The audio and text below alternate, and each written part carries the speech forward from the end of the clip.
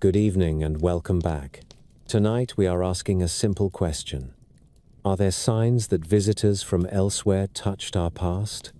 Or are the wonders of the ancient world entirely the work of human hands and human imagination? What do we truly know? What is guesswork? And what have we misunderstood over time? Why do the Nazca lines sweep across a desert plateau in shapes best seen from the sky? How did the Great Pyramid rise with such precision? And do its alignments tell us anything beyond the extraordinary skill of its builders? What do the oldest tablets of Mesopotamia really say about beings from the heavens, and how far can we read into names like the Anunnaki? When Indian epics describe flying chariots called Vimanas, are we hearing poetry, memory, or a bit of both? We will step carefully through evidence and explanation. We will look at stones and stars, myths and measurements, and ask where the trail of facts ends and the path of story begins. How do legends grow? As always, I would love to know where in the world you are listening from and what time it is for you. Settle in, breathe slowly, and let the past unfold. This is a story told for thousands of years. Let us begin. The story begins under a quiet sky. In the hour when most cities fall silent, the world above is loud with memory. Ancient mariners once steered by these constellations. Farmers set their work to the turning of Orion. Priests and poets saw gods in the bright wanderers that we now call planets. Across many centuries, people looked up and wondered who shared this vault. When the modern age delivered rockets and orbiters, that old wonder took on a new contour. If we were learning to step outward, might someone have stepped inward long before us? There is a lineage to this idea. Early in the 20th century, a writer named Charles Fort gathered reports of odd lights and strange objects from newspapers and scientific journals and bound them into books that were half catalogue and half provocation. He loved questions more than answers, and his questions traveled. In 1947, a private pilot named Kenneth Arnold reported 9 bright objects moving with a skipping motion near Mount Rainier. Newspapers reached for a phrase and found flying saucers. In the following decade, the public imagination filled with contact stories, close encounters, and amateur photographs, some sincere, some clever, many blurry. The word unidentified did not settle arguments. It opened them. By the time the space age ripened in the 1960s, one question grew louder. If there is life in the universe, and if intelligence is not unique to us, would it leave a trace? The decade offered a perfect stage for a new kind of speculation. Television brought the Apollo missions into living rooms. A filmmaker asked us to imagine a black monolith guiding early humans. A generation learned the language of boosters and orbits. In 1968, a Swiss hotel manager named Erich von Däniken published a book with a bold premise and a patient cadence. He introduced mystery after mystery, monument after monument, and asked in a rising chorus whether we were alone in our making. That book would sell in the millions and set a template that others would follow. The template is familiar now. First, identify an ancient site whose purpose is not immediately plain. The Nazca Desert in southern Peru, marked with lines and figures that only reveal their forms from a vantage high above. The limestone plateau at Giza, crowned with pyramids whose angles and orientation invite calculation. The carved lid of a Maya sarcophagus at Palenque, with a king poised in a complex scene that a fresh eye might misread as an airman at a control panel. The great stones of the Roman sanctuary at Baalbek in Lebanon, some weighing hundreds of tons, fitted with a confidence that astonishes even modern visitors. The high and cold site of Tiwanaku in the Bolivian Altiplano with its precise blocks and doors. Then, Ask whether the builders possessed the tools and mathematics required to conceive and complete such works. After that comes the suggestion. Perhaps help arrived from the sky. This suggestion did not remain confined to books. In the early 1970s, a network documentary narrated by Rod Serling brought these scenes and questions into American homes. The camera drifted over the Nazca lines and across the faces on Easter Island. The music swelled at sunset in front of a pyramid, and the voice asked whether the gods of antiquity might have been visitors in craft rather than beings of spirit. The effect was hypnotic. It presented the ancient world as a great puzzle whose pieces had been scattered across continents. Those who loved the past already wanted to place those pieces. Now, they were invited to see a new pattern in the gaps.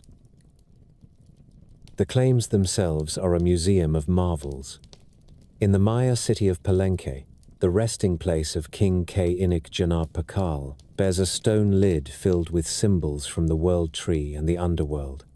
To a scholar of Maya epigraphy, these forms are a grammar of kingship and cosmos. To the fresh eyes of the ancient astronaut tradition, the king appears reclined like a pilot, his hands reaching for controls, flames or exhaust beneath him, his body rising toward the heavens. In the high desert of Peru, the Nazca lines run straight for miles and assemble into hummingbirds and monkeys, and a spider whose delicacy is matched by its scale. The vision that one might need to see them is not a ladder but a vantage in the air, which makes the leap to aircraft pleasing to the imagination.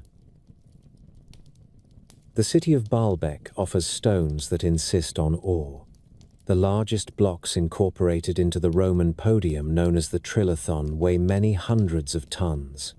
Nearby in the quarry lies a monolith that approaches 1,000 tons, cut but never set in place. There is a human story here of ambition that outstripped practical limits.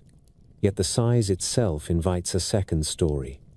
If modern cranes groan at such burdens, how did ancient builders manage it? The ritual answer that the strong did careful work over time feels plain. The speculative answer that the strong were helped feels dramatic. Both answers speak to our appetite for narrative. Across the ocean, the Polynesian settlement of Rapa Nui left statues with deep eyes and sealed lips. The Moai face inland as if watching over the living. When early travelers wrote about them, they wrote in tones of astonishment. It did not seem possible that a small island community could raise and move such figures. The statues have since been studied, and experiments have shown that careful teams can walk them forward with salted patience. Yet the first impression remains one of otherworldly charge. It is the kind of impression that ancient astronaut narratives collect and line up like beads on a string. Moving east again to Mesopotamia, a different kind of claim arises. Among the many hundreds of Sumerian tablets that record deeds and contracts and hymns, a pantheon appears with names that still carry weight. Anu, Enlil, Inanna.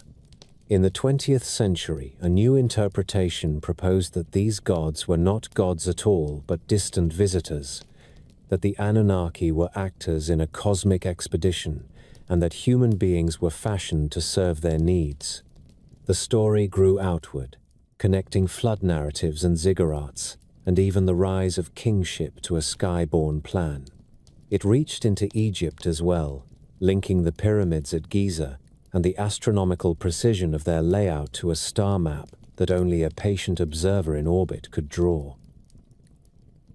Far to the south and east, the Sanskrit epics of India describe flying palaces and chariots that carry gods across great distances and even across worlds. The Pushpaka is described as a craft with rooms and balconies and radiant light. It can be summoned by thought and move wherever its master wills. These passages glow with poetry and symbol, and the ancient astronaut literature lifts them into a technical register. The chariot becomes a vehicle. The palace becomes a craft. The radiance becomes the heat of an engine. A similar transformation has been applied to legends from Australia, from the Arctic, from West Africa, and from the shores of the Mediterranean, where an old text of uncertain provenance speaks of fiery discs over Egypt and another of odd lights over Rome. There are smaller artifacts and riddles too. In the Aegean, divers discovered an intricate mechanism in a shipwreck off Antikythera, whose meshing gears can predict eclipses and track the cycles of the heavens with a precision that humbles modern readers. No visitor from another star is needed to explain it, yet its existence reminds us that the ancient world was not a dim antechamber to ours. It contained its own flashes of brilliance. In the Middle East, small jars with copper and iron parts have been called batteries, though their purpose remains debated. In Peru, finely joined stone blocks at a high sight look, as if a tool from a modern shop had kissed their faces and edges. On cave walls in Europe, two figures wear elaborate headdresses that in a faded photograph can look like helmets. These images and objects are often asked to carry more than they were made to hold. The magnet at the heart of all this is human longing. We want the universe to be crowded with life. We look for company. We wonder if our ancestors met that company and then did what cultures always do, which is to tell stories about it using the language at hand. The ancient astronaut tradition, at its best, is a study in curiosity. It asks whether a myth of sky gods might be a cultural memory of an encounter. It asks whether the shared motif of a civilizing visitor might be a footnote of fact. It is an invitation to re-examine old evidence with a new lens. There is also a quieter magnet at work. Many of these claims rose to prominence at the same time that archaeology was becoming both more rigorous and more specialized. Specialists sometimes speak to one another and not to the larger public. Into that gap stepped writers and producers who could sweep across continents and centuries in a single chapter or a single segment. They threaded Nazca to Egypt, to Mesopotamia, to Polynesia with a storyteller's ease. They placed images in sequence that seemed to answer one another. A hummingbird in the sand, a falcon god in stone, a winged disc above a royal figure. Then they asked a question that hung in the mind long after the credits rolled. For a global audience, the arrival of these ideas coincided with the first serious search for signals from distant stars. Radio telescopes listened. The gold plaques aboard the Pioneer and Voyager probes carried a map of our sun to anyone who might find them. The idea that we could be both explorers and the explored felt less like fiction and more like a natural extension of the age. This was the atmosphere in which those books and films breathed. They gave a sense that the door had been ajar all along, that the past contained an echo of the future. It is important to see the human world that produced these narratives. The 19th century had already told stories in which gods were explorers and legends were chronicles of misunderstood technology. The 20th century, with its wars and its sudden leaps in science, made such stories feel newly plausible. When a generation watched a man step onto the moon, the distance between a mythic sky journey and a televised one narrowed. The line that separates the possible from the impossible is not fixed. It is a frontier. On that frontier, the ancient astronaut story pitched its camp. We can now look back on more than half a century of this conversation. New claims arrive with each decade. Old photographs are recirculated. A shape on a mountain on Mars is read as a face. Later images with finer resolution turn the face back into a hill. A stone in a desert that looks like a machine part is later seen in context and becomes a stone again. Yet the question never entirely closes. It persists because the past is vast and the record is uneven. It persists because the night sky still provokes wonder. It persists because the great works of antiquity radiate both pride and mystery. The result is a tapestry of enticements. Some are monuments whose scale invites awe. Some are texts whose metaphors invite reimagining. Some are artifacts whose purpose is disputed.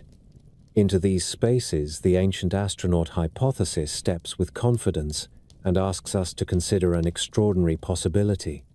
Before we test that possibility, it is right to understand its strongest scenes and its deepest feelings. To do that, we walk the desert at Nazca, climb the pyramids in thought, enter the royal tomb at Palenque, stand beside the ruined podium at Baalbek, and read the old epics beneath a lamp while the crickets sound. The first chapter of this journey is therefore a portrait of a question and the world that shaped it. It is not a verdict. It is a map. The map points to places where the argument gathers strength in the eye of the believer. It reminds us that stories are a kind of evidence, that awe is a form of attention, and that the past rewards patience. In what follows, we will bring that patience to the specific sites and claims that have taken on such power. We will also bring tools that historians trust. We will measure and compare and place each marvel in the soil that produced it. Before we walk into deserts and tombs, it is worth seeing how careful work is done on the ground. Archaeology is a craft of patience. It is a habit of measuring and comparing across time. A trench is opened, layers are read, each layer is a season, each season rests on the one below. A potsherd is matched to a kiln style and a known layer in a different site. A seed is sent for radiocarbon dating. A beam is checked against a tree ring series. A wall is aligned against the path of the sun or the circling of bright stars. Out of these small acts comes a portrait of a people who were skilled, organized, and ambitious. This portrait seldom requires visitors from the sky. It requires respect for the ability of those who came before. Take the Nazca lines. They are cut into a desert pavement of dark stones that have been stained by time, and Sunday. Remove that surface and a pale clay shows through. The aridity of the pampa preserves the contrast. The thin wind helps as well. Lines remain sharp for centuries if left undisturbed. Walk them, and you can see the footpaths of makers. In places, the stones were piled to mark edges and corners, and rabbits still hide in the low berms. Surveyors have measured the long rays and found that many are not random. They often point toward nearby hills and water sources. They also converge on ancient shrines where offerings were made for rain. Pottery has been found at junctions. Small posts once stood at key points to help crews keep their bearings. The work is human in scale. 2 people could score a narrow line, and a dozen could set out and maintain the broader bands. The figures that delight the eye were likely plotted with cords and stakes. Nothing here proves aircraft. Everything here proves knowledge of geometry, ritual, and place. At Giza, a visitor sees stone and silhouette. A historian sees a supply chain.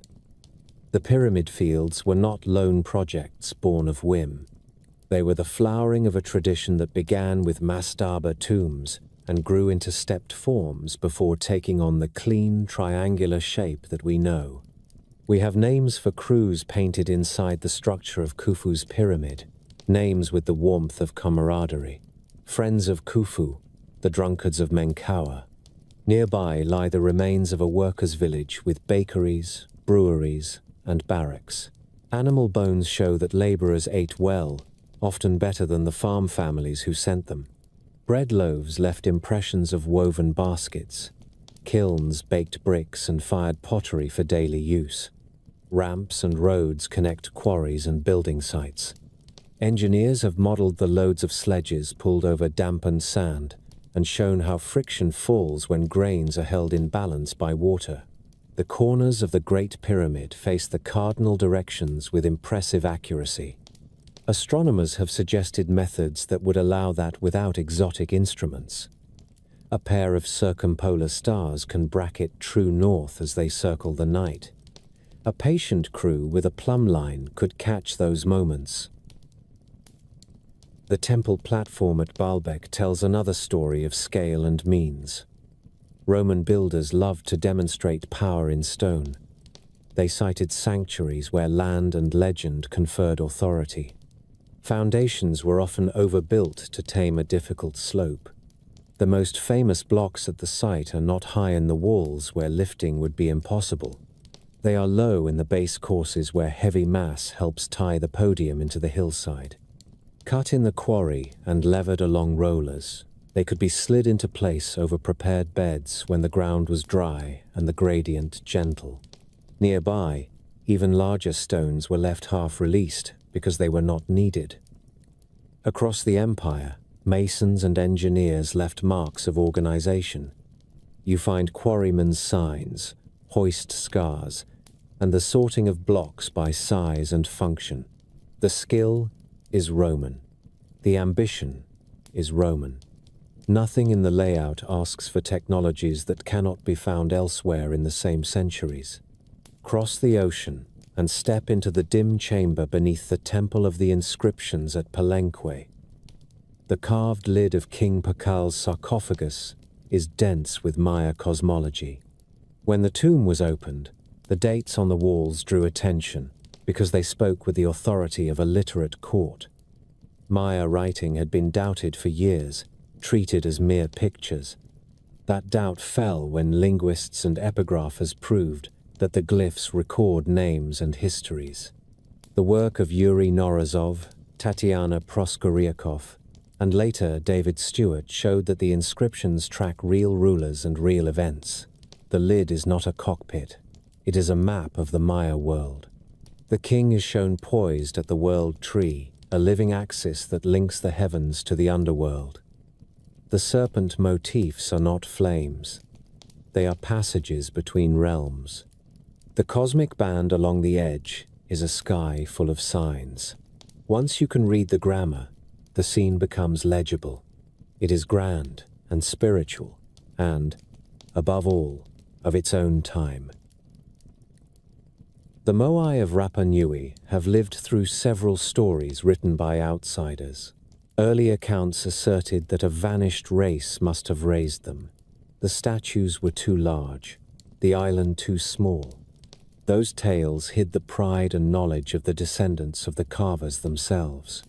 Later experiments by archaeologists and islanders showed that the figures can be rocked and walked on prepared paths with teams pulling on ropes in rhythm.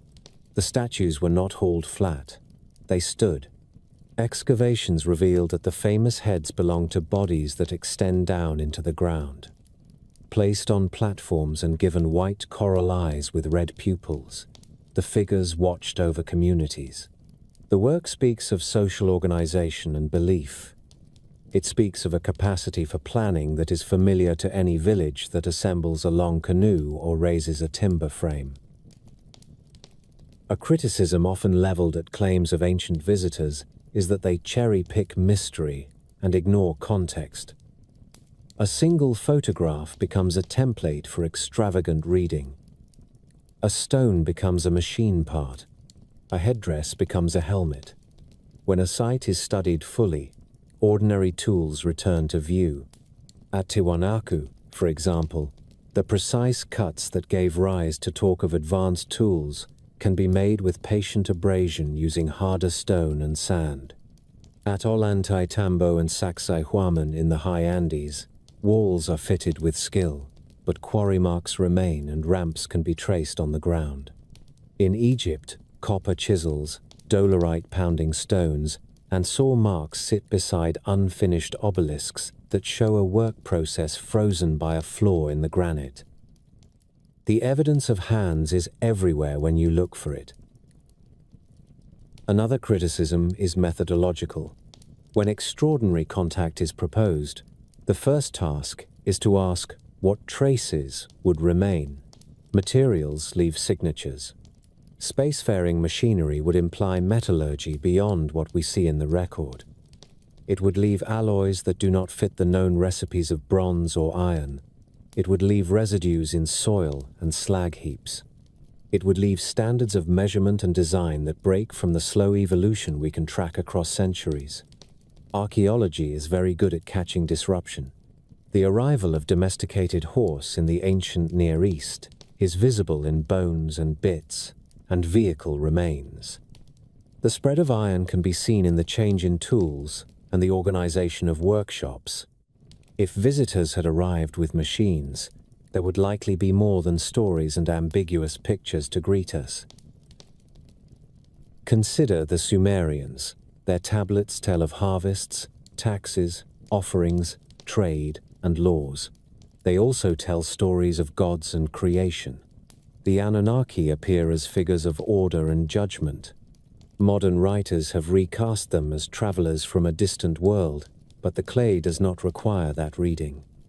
The cuneiform signs can be read by thousands of scholars. The grammar belongs to a real language with roots and cousins. When a word is claimed to mean a rocket or a genetic device, one can open a lexicon and check its other uses. They are always of the earth and the river. They are never engines. The strength of philology is that it is testable. A text is not a Rorschach blot. It has a consistent structure that survives the centuries because it was used by many hands to do ordinary work. In India, the epics and the Puranas are deep wells of symbol and story. They speak of moral struggle and the play of divinity in the world. They also speak of celestial vehicles. Some modern writers point to a 20th century text that claims to reveal ancient aeronautical science. Engineers who have examined those claims have found them wanting. The designs do not obey the physics of flight as we know it. They read as a modern enthusiasm projected backward. That does not lessen the beauty of the older tales. It restores them to the realm they were written to inhabit. They are myths. They carry truths of a different kind and do not shrink when you learn to read them as such. There is a larger harm that historians note when pseudo-archaeology becomes popular. It tends to strip credit from indigenous and ancient peoples. If an elegant temple must be explained by visitors, what does that say about its builders? If a calendar that can predict eclipses is called a gift from the sky, what does that say about the astronomers who made it? The Antikythera mechanism, fished from a shipwreck off a Greek island, is one answer to this harm. It shows what human minds can accomplish with patience and observation. More gears have been found in later devices. Philosophers and craftspeople left descriptions of similar instruments. Once one example was recognized for what it is, relatives came into view. The pattern is human. It stretches from Alexandria to the workshops of the Renaissance. Finally, there is the matter of how good history is written for the public. The best work is inviting without surrendering its standards. It holds the wonder that first drew us into the subject, and then it explains that wonder in ordinary terms. There is nothing ordinary about the vision required to lay out a geoglyph across miles of desert, or to raise a stone 2 stories high and fit it to its neighbor so tightly that a knife blade struggles at the seam. But vision and the tools that serve it are not magic.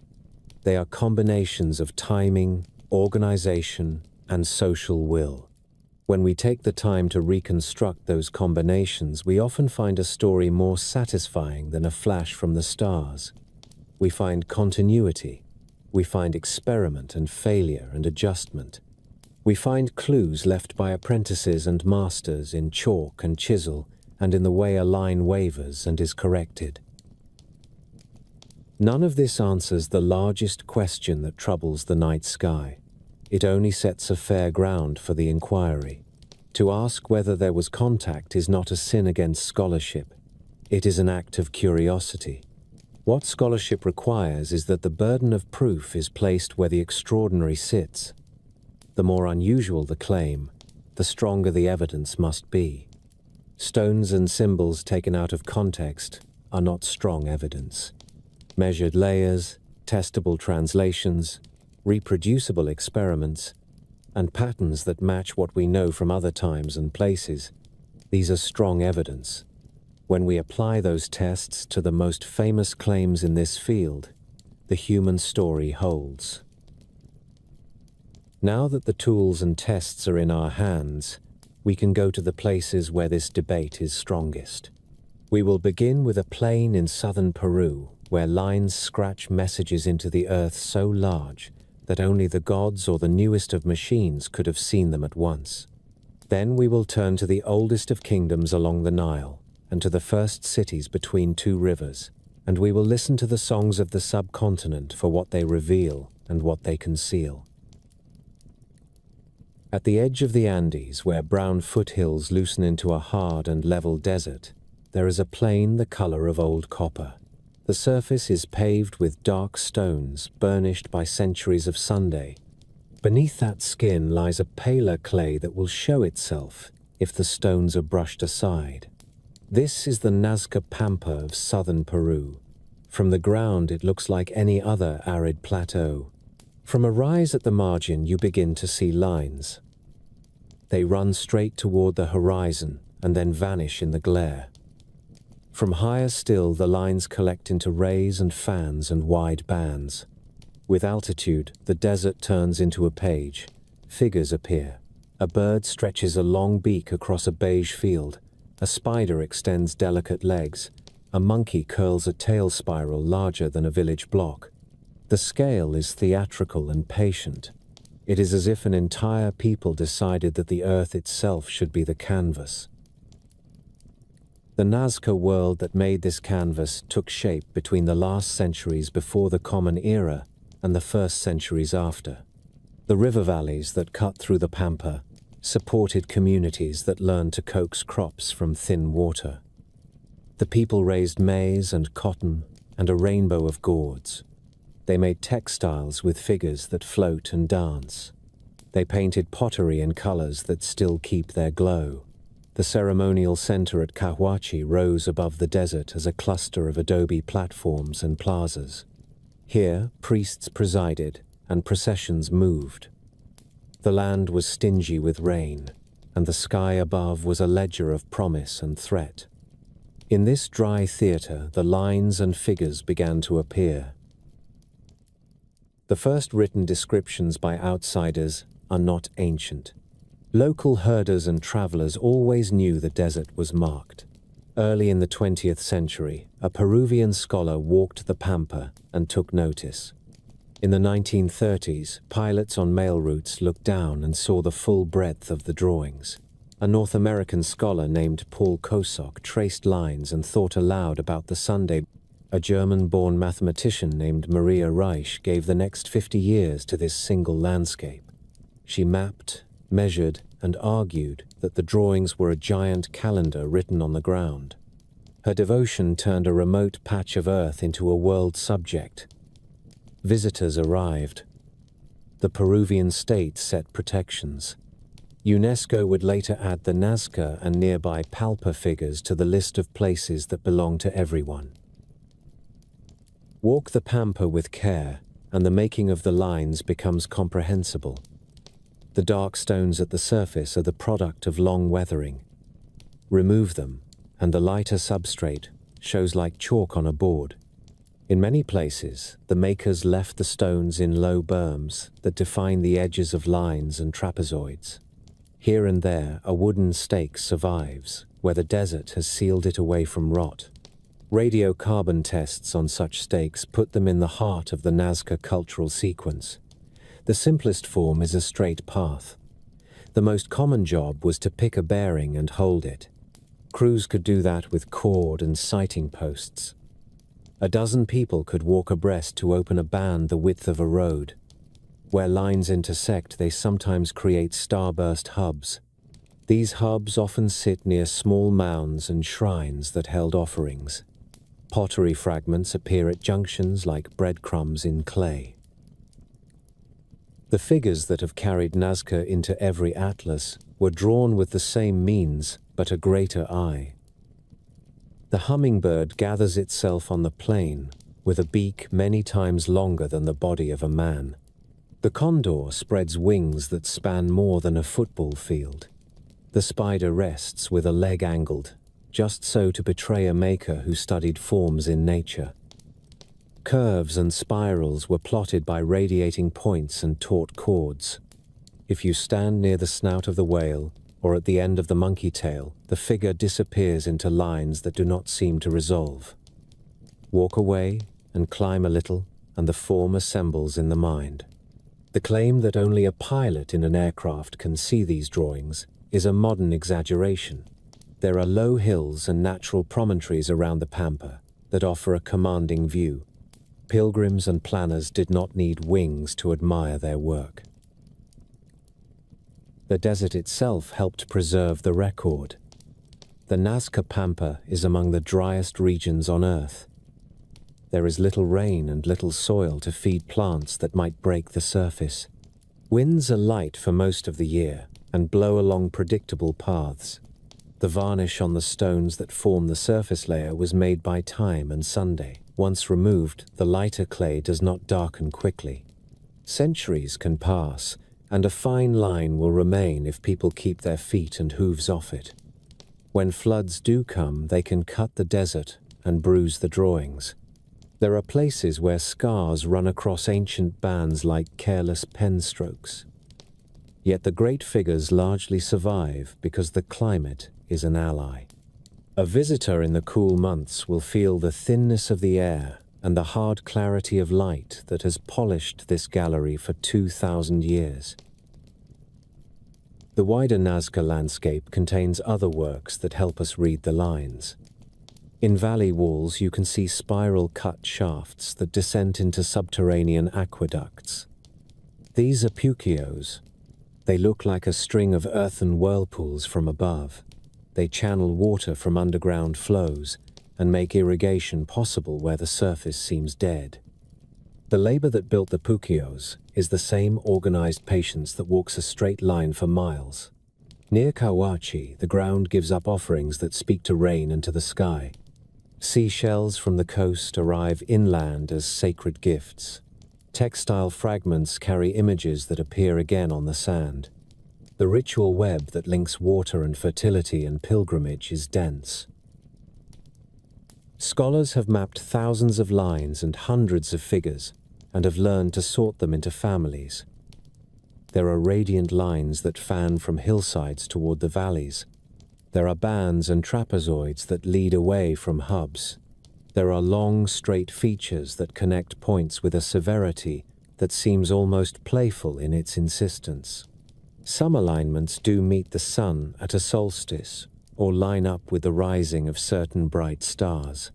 In a desert where the year swings between extremes of dryness and the promise of brief rain, a relationship to the sky is natural. The question is whether those alignments are the point of the work or a byproduct of a practice that needed order and markers to guide the ceremony. Archaeology supplies details that pull the elements together. At some hubs, small altars once held offerings. At others, traces of wooden posts hint at sighting devices. The lines themselves are footpaths as well as images. Their hard-packed surfaces show wear in places that suggests walking in procession. This is most clear at bottlenecks, where bands narrow and then spill into a plaza. The desert is full of these stage cues if you learn to read them. A researcher can stand where a line meets a platform and picture a group moving with music and banners. The sound of a conch trumpet would carry across the empty space like a beckoning.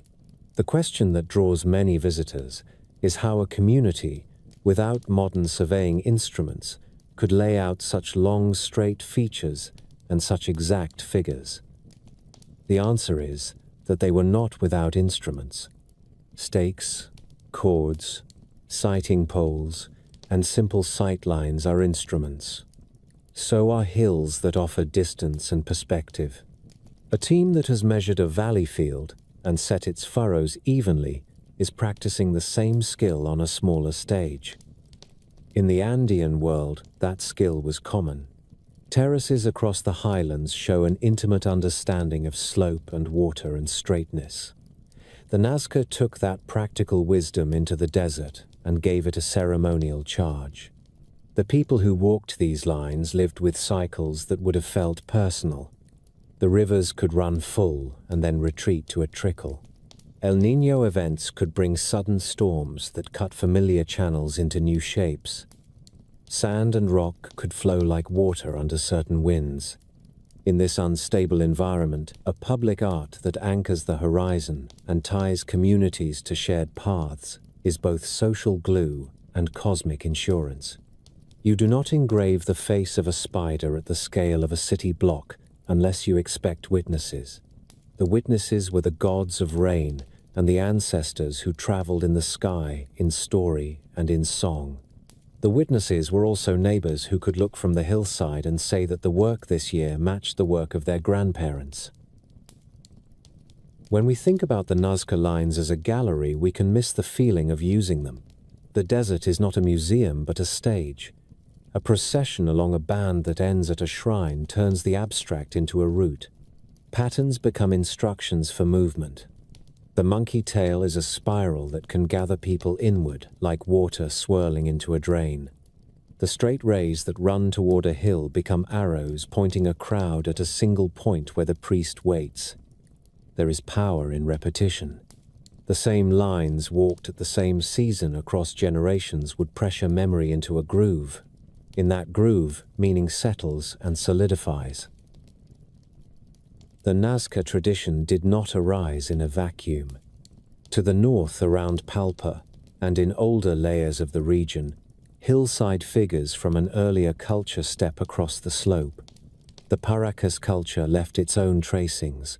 The Nazca inherited a visual language and a ritual habit, and expanded them onto the exceptionally flat canvas of their plain. Over the centuries, the repertoire of images changed. Some figures fell out of fashion. New ones appeared. The density of lines in certain sectors increased, as if the desert were a palimpsest. This drifting evolution fits a human practice better than a single moment of design. It shows trial and adoption, and a taste for newness kept inside an established grammar. Modern technology has joined the study of the lines in a companionable way. Aerial photographs from the middle of the last century let scholars stitch a continuous view of the plain. Satellite imagery and drones have since added detail and helped find faint figures that lie far from tourist routes. Digital elevation models let researchers simulate sight lines and imagine how a line reveals and hides as one walks. None of these tools change the basic portrait, which is that people working with simple means can leave a record of astonishing clarity when they are motivated and coordinated. To stand at the center of a ray hub as the sun drops behind a brown ridge is to sense why this art remains persuasive. The air cools quickly. The light that can wash the pampa almost white in midday becomes warm and then amber. The pale bands brighten for a final moment, and the figures seem to rise. If you have brought with you the names of the winds and the promise of a coming river season, you can believe that the desert will listen. The Nazca believed that. They inscribed their need and their reverence at a scale that demanded respect from any reader near or far. The Nazca lines sit now inside a double frame. One frame is the desert that made them durable and gave them a stark beauty. The other is the modern habit of reading them through our own longings. We are tempted to see messages for the sky, rather than messages to the sky. In the chapter that follows, we will examine that temptation with care. We will test the claims that these paths and figures mark runways or maps for visitors who came from beyond the earth.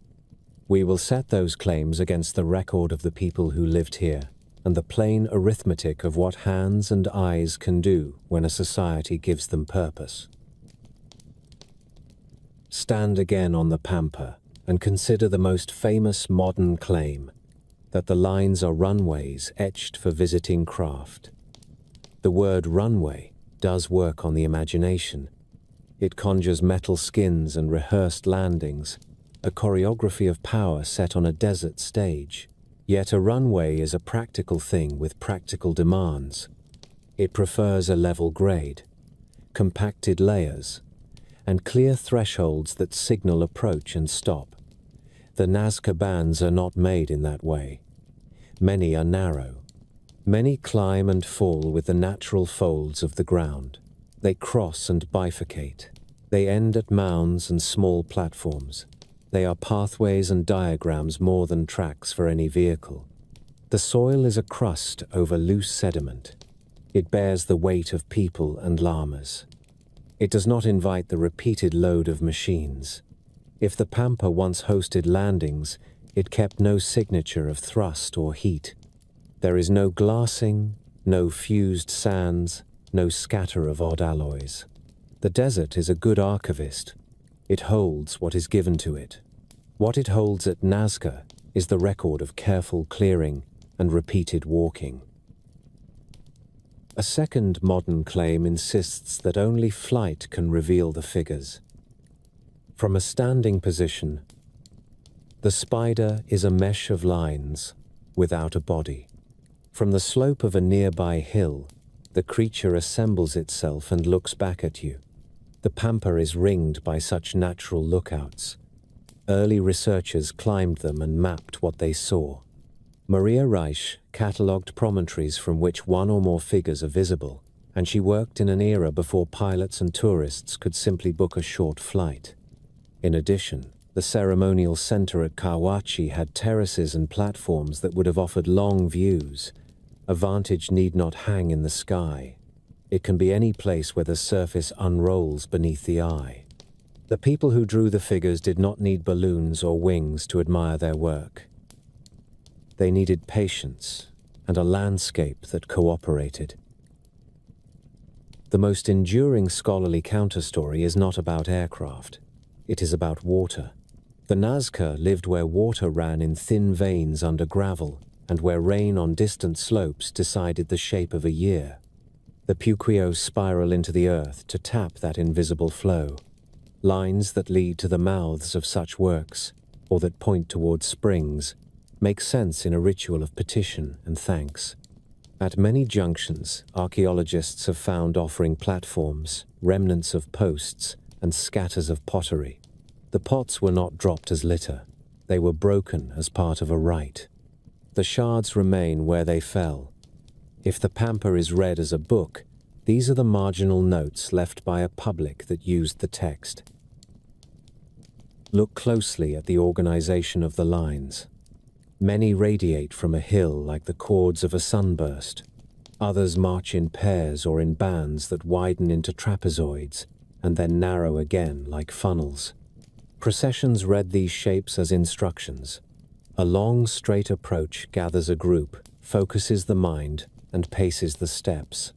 A bottleneck brings bodies close and amplifies music and chant. A trapezoid that opens toward a mountain turns the whole desert into a directional gesture.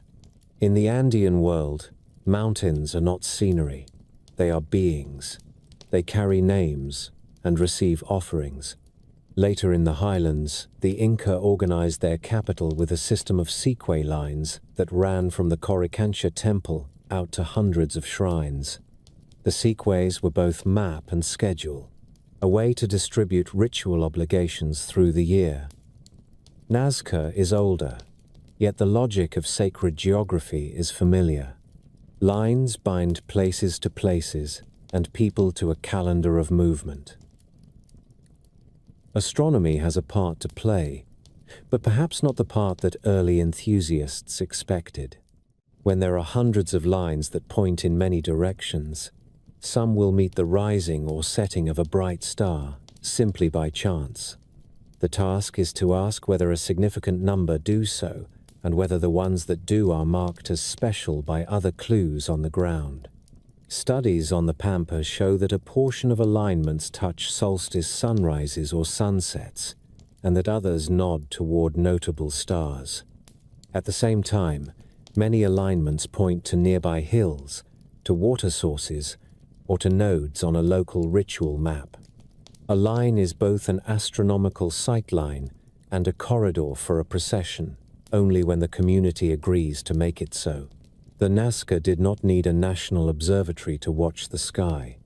The horizon and the disciplined eye are observatories of their own. The runway idea also falters on the most basic geometry of the figures. A pilot does not require a hummingbird or a monkey outlined in the landing ground. A visitor who needs guidance would prefer bold arrows or lights. The Nazca figures are thin lines that serve the eye of a viewer at an angle, not a user bearing down from a great height. Even the wide bands that look like airstrips terminate against platforms that would be wreckage for any wheels. They are designed to be ended by feet and ceremony, not by landing struts. If they resemble runways in a photograph taken from a tour plane, that is because a long straight band is one of the simplest and most striking human marks that can be made in open land. The resemblance is a trick of category, not a signature of function. There is a persistent legend that the Nazca must have had flight in order to design creatures that are best seen from above. In the 1970s, an experimenter launched a small balloon made of cloth that resembled materials known in the region. He rose, drifted, and landed. The demonstration proved a point that did not need proving, which is that humans are ingenious and a light bag of hot air can lift a person. It did not prove that the Nazca built and flew such devices. No tools or residues of balloon making have been found. No images in Nazca art show baskets or envelopes or figures carried in the air by a contrivance. The lesson is not that flight was necessary. It is that solutions are often imagined to fit the claim rather than the evidence. Another strand of argument comes from the density of figures and the timeline of their creation. The Pampa is not a single moment captured in ground line. It represents centuries of work during which styles changed and preferences shifted. Some quadrangles were overlaid on old arrays, some animals were refreshed, and others were abandoned as new motifs took hold. A culture that returns to a sacred canvas again and again is telling us that the desert is a living stage rather than a finished diagram. This long duration does not fit well with the image of a one-time preparation for arrivals that would have required constant maintenance rather than intermittent reimagining. Environmental data adds still more context. Core samples from nearby valleys show periods of drought and flood. When El Niño events changed the pattern of rainfall, the landscape responded with cuts and fans. Communities responded with ritual intensification, a pattern seen throughout the Andes. The frequency of offerings in the Nazca world increases in hard times. More hands take part in processions, and more precious goods are carried to the shrines. In this light, the great figures are not puzzles left by outsiders. They are public works, born of climate anxiety and social cooperation. They draw communities together, and they speak for them to the forces that rule rain and crop. There is also the question of technique. Experimental archaeology has shown how pairs of stakes and a cord can lay out a straight line that does not wander over miles. The same teams have recreated spirals and curves with a grace that matches the originals. A small error in plotting produces a wiggle at the very spot where the ancient lines also wiggle. This is not an accident. It is the signature of the method. When modern workers copy an old technique and produce the same family of flaws, we gain confidence that we understand how the first makers worked. The Nazca lines do not demand foreign tools. They demand a trained eye and a social will that believes the work matters. Proponents of visitors often answer these points by widening the frame. They place Nazca beside Baalbek and Giza and say that the sum of mysteries exceeds the comfort of archaeology. This is a rhetorical move. It counts questions as evidence. A historian prefers to count answers. At Nazca, we can count wooden stakes recovered from beneath undisturbed layers of gravel. We can count offerings where lines converge. We can count the distance to a hill that marks the turning of the sun in the year. We can count the families and communities in surrounding valleys that would have supplied the labor for a day of work on the pampa and then returned home with a shared story of participation. Each countable thing ties the lines to a human economy and a human calendar. Follow the Nile north in the season of the flood, and you begin to understand why the earliest kings saw permanence as a form of praise. The river swells and retreats on a schedule that has governed life since before the first village chose a bank and a patch of dark soil. When the water falls, it leaves a black silt that makes grain and vegetables rise. When it rises again, it smooths every edge and blurs every line. To answer that, softening the rulers of the Old Kingdom built in a vocabulary of stone. They wanted a horizon that did not move. They wanted a mountain that spoke of authority in a land where the mountains are far from the fields. The line that leads to the Great Pyramids begins with simpler forms. Early nobles and officials were buried in low benches of brick called mastabas. These were practical and did not pretend to be mountains. In the reign of Djoser, a gifted official named Imhotep gathered the mastaba into a new shape. He stacked decreasing layers one atop another and created the step pyramid at Saqqara. It still rises from the desert like an interrupted staircase to the sky. It is not only a monument to a king, it is a public declaration that stone can do what brick cannot. It can build height. It can stand in the wind for centuries. Around this first pyramid grew a walled complex with courtyards and colonnades, a rehearsal for grander projects to come. Later, kings studied that rehearsal and revised it. At Midam, a pyramid that had once been stepped was smoothed into a clean face. At Dashur, a king named Snefru tried for a perfect angle and changed his mind mid-course when the structure began to show signs of stress. The result is a pyramid that bends from a steep lower slope to a gentler upper slope. It is a lesson in caution carved in limestone. Snefru did not accept defeat. At a nearby site, he built a pyramid with faces that hold their straightness from base to summit. This red pyramid proves the concept. It shows that Egyptian engineers had the design and the craft ready to attempt something larger. The plateau at Giza offered the stage. 3 kings used it in succession. Khufu built the largest pyramid. Khafre followed with a pyramid that sits on a slightly higher part of the plateau and therefore looks nearly as tall, and Menkaure built a smaller but elegant version at the southern end of the ridge. The scale of Khufu's pyramid still takes breath. The base spans a length that would hold many city blocks. The original height would have passed the peak of most church steeples. The faces are aligned to the cardinal points with a precision that makes modern surveyors smile. The platform beneath is level across an area the size of a town square. The masonry courses near the base contain blocks that stand as tall as a person. Higher up the stones are smaller and the courses thinner, a rational economy as the load decreases. Look for the city that fed this work, and you find it tucked near the edge of the plateau. Excavations have uncovered bakeries with ranks of pottery molds set in lines like a field of upturned bells. There are breweries with long troughs for mash and firing chambers that kept a steady heat. There are barracks and small houses for crews. Cemeteries nearby hold the graves of workers. Bones show healed injuries and the marks of hard labor, but they also tell of a diet that included meat and fine bread. Some graves have grave goods and small stelae that name the dead and their team. This is not a prison camp. It is a planned town with its own rhythms, and the names written in charcoal inside the Great Pyramid tell you about those rhythms. Teams gave themselves proud titles: Friends of Khufu, Drunkards of Menkaure. These scribbles are the voice of crews that knew their work mattered.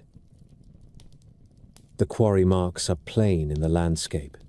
The pyramids did not rise from a material conjured from elsewhere. Much of the core stone came from the Giza Plateau itself, cut in trenches that still hold the scars of picks and pounding stones. The fine white casing that once made the sides shine came from the Tura quarries across the river. The granite beams that frame the chambers and relieve their loads came from Aswan, far to the south. The Nile was the great conveyor. In the right months, men could float stone blocks north on barges with the current, and then pole the empty vessels south when the wind filled their square sails. Mud brick ramps and causeways allowed the last distances to be covered by sledges pulled over wet sand. A simple experiment shows why the desert workers carried jars of water to throw ahead of a heavy sledge. Dampening the sand changes how grains lock and the runners ride more easily. Wall scenes from later periods show statues dragged in this way, while men pour water before the runners. The physics does not require a university. It requires attention passed from master to apprentice. The measurements at Giza reveal a mind that loved order. The base of the Great Pyramid is squared to the compass points with small errors that can be explained by the methods available to an Old Kingdom crew. A pair of circumpolar stars can be used to find true north when they mark a vertical at the same moment. A plumb line and a patient eye are enough. The leveling of the base is just as impressive. Workmen cut shallow trenches in the limestone and filled them with water, then marked the line where the water met the stone. Water finds its own level. A band set this way can guide masons who need to shave high spots and leave low spots until the whole platform rests on a single plane. The interior of Khufu's pyramid shows a logic of load and passage. The narrow entrance passage slopes down into the bedrock, and then lines climb to a tall space called the Grand Gallery. The king's chamber sits within the mass of the pyramid and is framed by granite walls. Above that chamber are a series of small spaces with flat granite ceilings. They are not rooms in our sense. They are engineering solutions to bleed off weight. In the spaces above those ceilings, workers left graffiti in red paint that includes the names of crews and a cartouche of the king. That paint tells a clear story. The very fabric of the structure was touched by teams who worked under the sovereign whose name is written there. It is the kind of detail historians treasure because it ties a date, a person, and a task in one place. Around the pyramids lie features that complete the complex. Long causeways connect the pyramid temples to valley temples closer to the river. When those causeways were new, they were decorated with carved reliefs and polished stone. Boat pits near Khufu's pyramid held disassembled cedar vessels. One of these boats has been recovered and restored.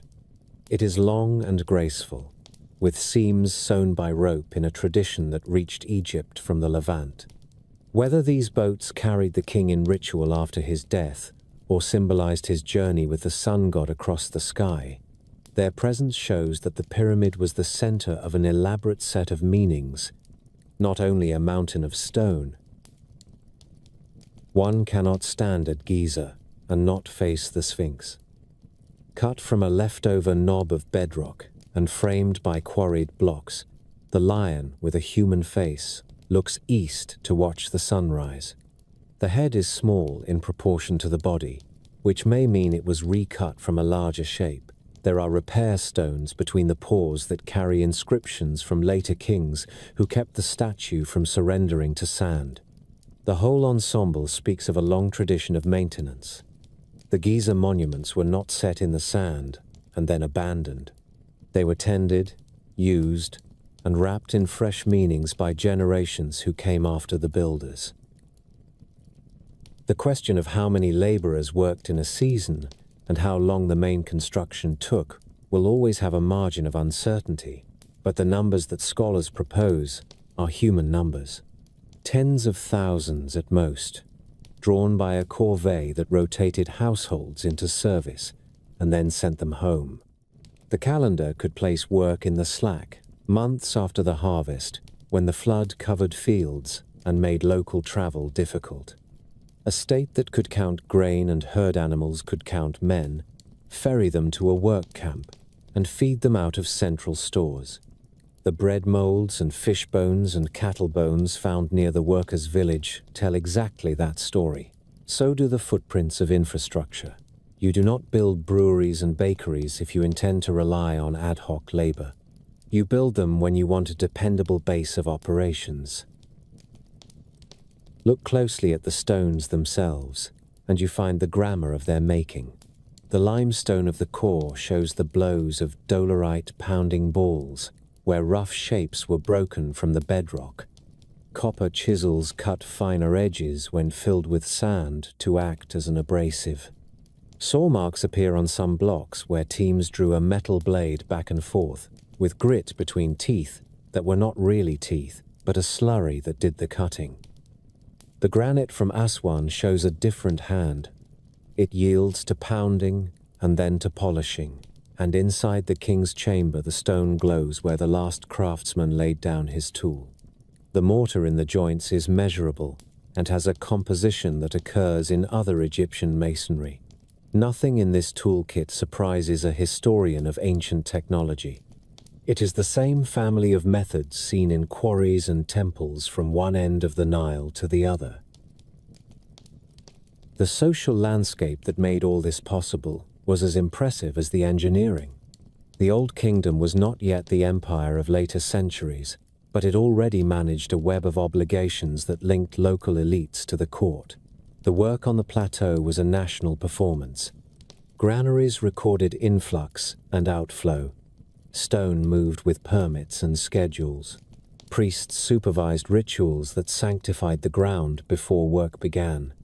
When a crew finished a course, they may have left a little sign on an interior face that no one would ever see again, a wink to the future that now tells us they were as alive to the passage of time as we are.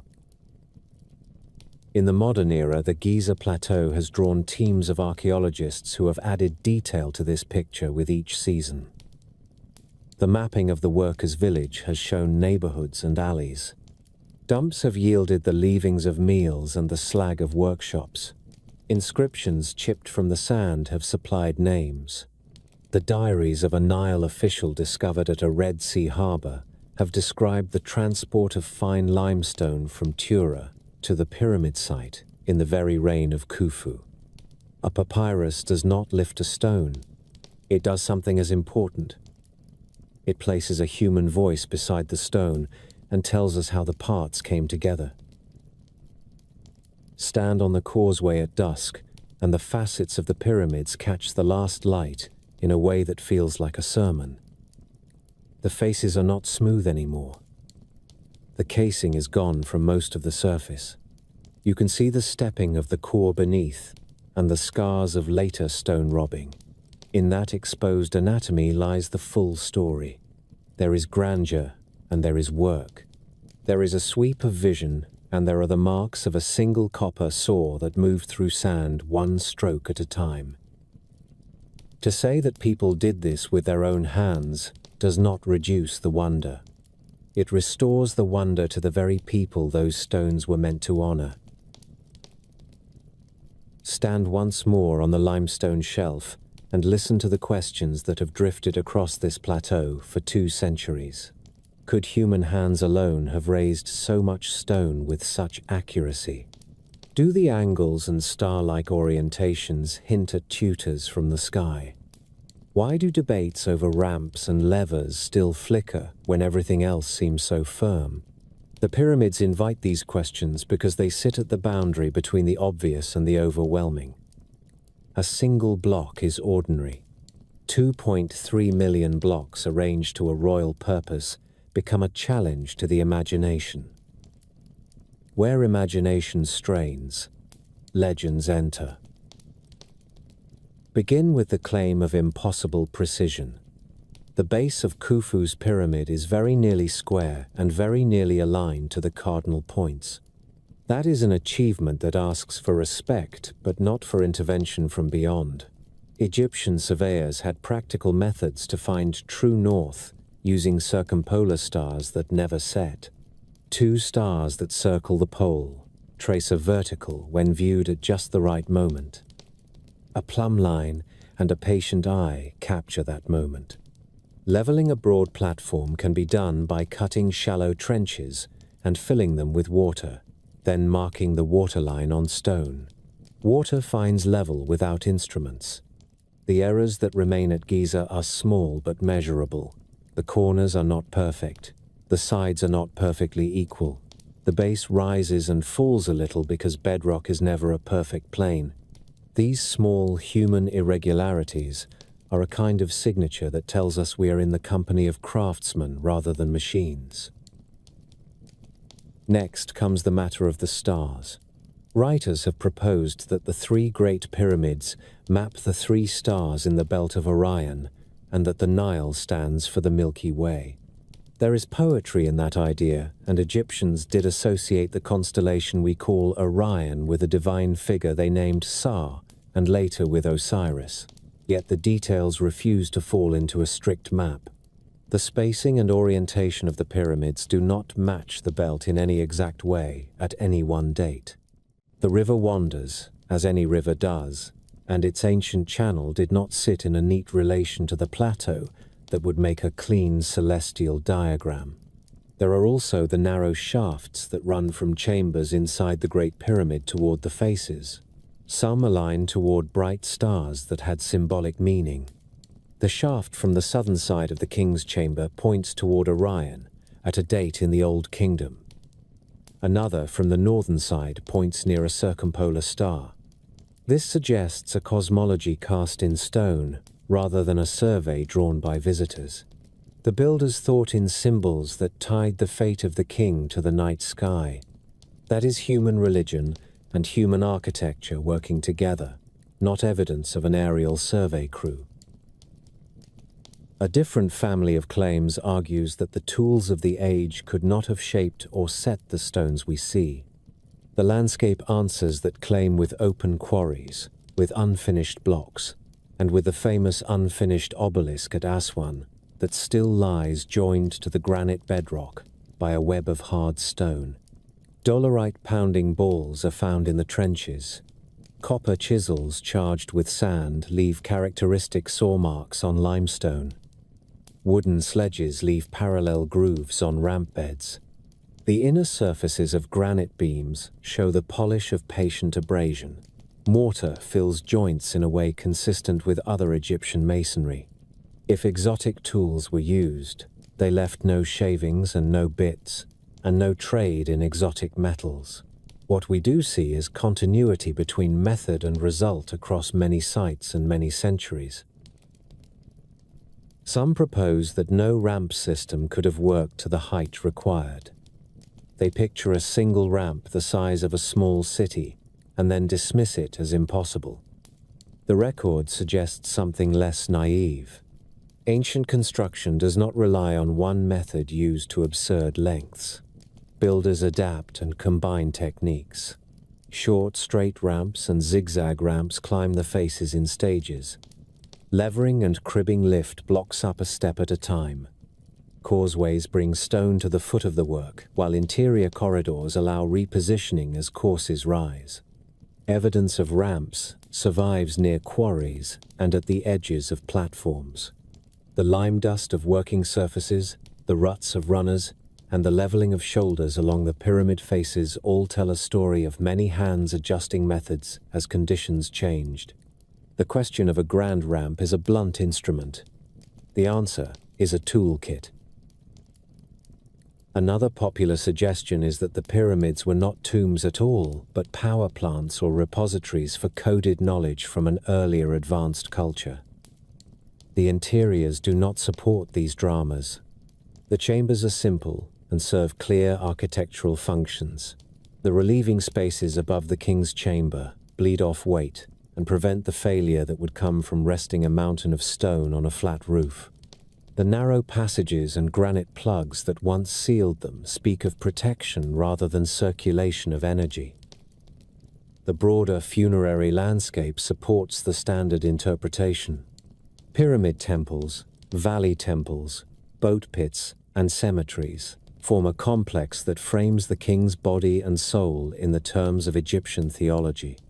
A boat buried near the Great Pyramid was made of imported cedar sewn with rope and never meant to meet a current. It was a ritual vessel for a ritual journey. These are not parts of a machine. They are parts of a mortuary city. Those who doubt the human authorship of Giza often misunderstand the social and economic capacity of the Old Kingdom. They picture a small village and then ask how a village could move millions of tons of stone. The state that built on this plateau counted taxes, mobilized labor, and stored grain at scales that still surprise. The workers' village at Giza shows bakeries with ranks of bread molds that could feed thousands of mouths. Breweries produce steady supplies for crews. Fish and cattle bones in the dumps show a protein-rich diet for laborers. Graffiti inside the pyramid gives the nicknames of work gangs and the year names of the king.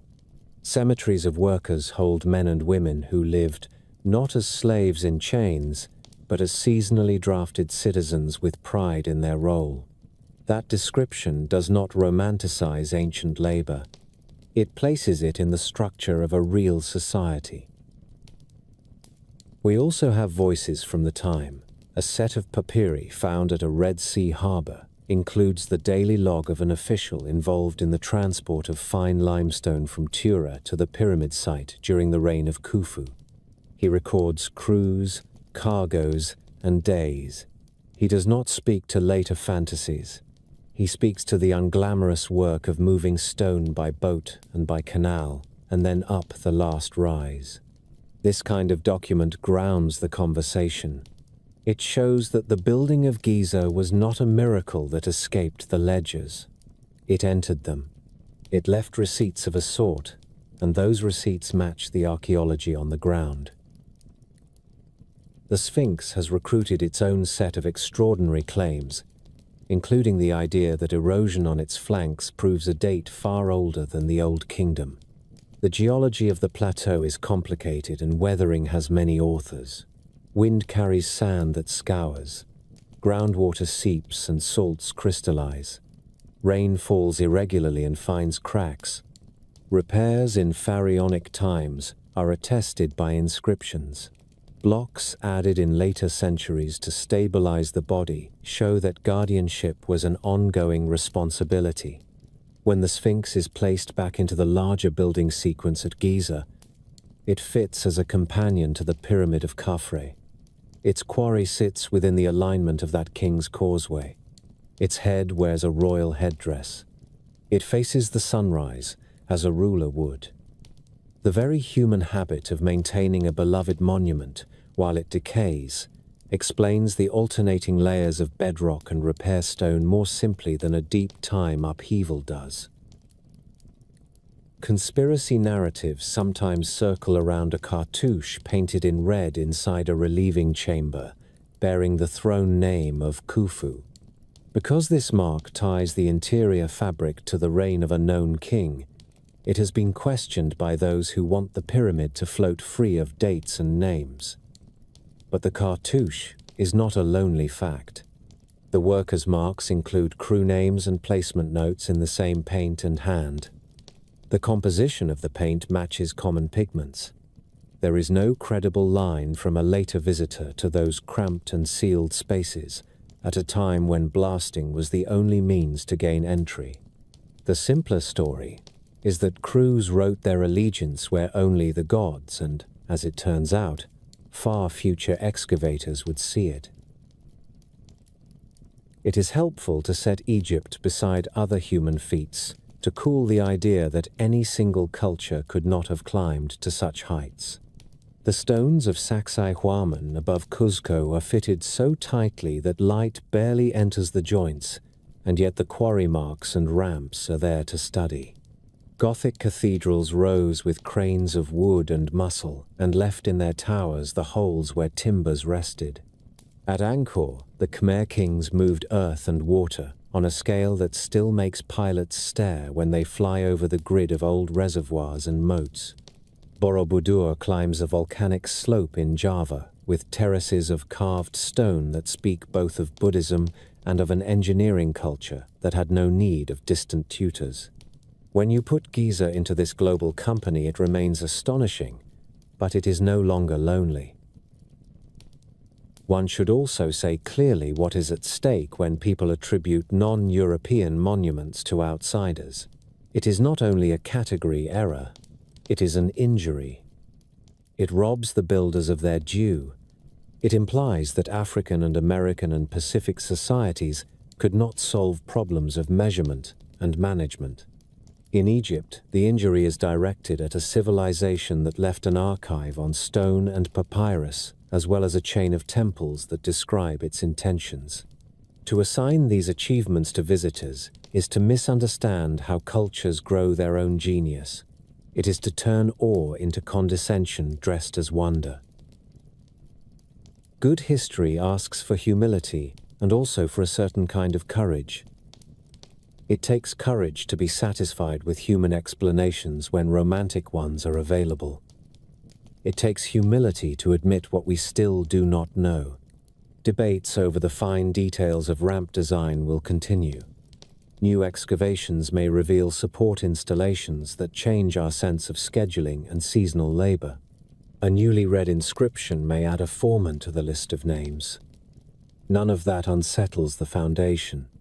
The foundation is that the pyramids are the work of a state that could organize thousands, pay them in food and status, direct them with capable engineers, and keep them safe and fed long enough to raise stone into a mountain with faces that look the same in morning and evening light. Stand once more on the causeway where Khafre's temple opens to the river and let the dusk come on. The pyramid faces fall into shadow and the Sphinx turns the color of embers. Across the plateau, the wind picks up grains of sand and sets them moving along the ground in a hiss that never quite rises into a voice. If the stones spoke, they would tell of barges and ropes and the pride of crews. They would speak of organized time, of the first month of inundation, of the third day of hauling, of a tally of bread loaves and beer jars, of a will that set all of this in motion for the sake of a single sovereign who wanted to live with the gods among the circumpolar stars. That story needs no visitors. It has all the drama it requires. Begin at the lower end of the twin rivers, where the land flattens into a quilt of marsh and levee and canal. Summer heat presses down. Reeds crowd the watercourses. Date palms lift green crowns above gardens that sit on thin tongues of silt. Here in southern Mesopotamia, the first true cities took shape. Here people learned to make an urban life with its duties and its pleasures and its disputes recorded in the soft clay of tablets that dry into time capsules. The Greeks would later call these people the Sumerians. In their own lists and hymns, they called themselves the black-headed ones, and they named their cities the navel of the world. Before the cities, there were villages that knew the craft of irrigation. The Ubaid culture seeded the habits that would mature in Sumer. They built shrines on low platforms and traced canals across the alluvium. In a land without good building stone or long timber, they learned to trust mud brick baked in the Sunday. They also learned to trust bitumen that seeps from the earth. It seals boats and joins bricks and anchors reeds into roofs that shed the brief rains. The next era brought the burst of Uruk. The city of Uruk swelled with quarters and temples and wide courts for gods and kings. There was a white temple on a high platform dedicated to the sky god Anu. There were precincts for Inanna, whose love and war moved earth and heaven. The city core was a work of theatre as much as of engineering. Processions needed space to turn and to display. Priests needed doors that framed an entrance like a painting. The brickmakers answered those needs with a patience that left layers like tree rings across the site. Writing begins here in the late 4th millennium before our era. The earliest marks are tallies and signs that track grain and sheep and jars of oil. A temple and its storehouses needed a memory greater than a single lifetime. Clay took that burden. Signs became lists. Lists became phrases. Phrases became records of deliveries and rations and land leases, and then of praise poems and royal boasting. The script we call cuneiform began as pictographs pressed with a stylus, and then allowed the hand to simplify the picture into a wedge stroke. A scribe learned to turn the stylus and to keep the lines straight and the columns clear. A day in a tablet school could begin with a copybook of signs and end with a proverb that smiles at the human condition across the centuries. The Sumerians invented a mathematics that still walks with us. They counted in 60s. The hour is 60 minutes because they said so. The circle is 360 degrees for the same reason. They made tables that help a surveyor set out a field and a builder square a corner.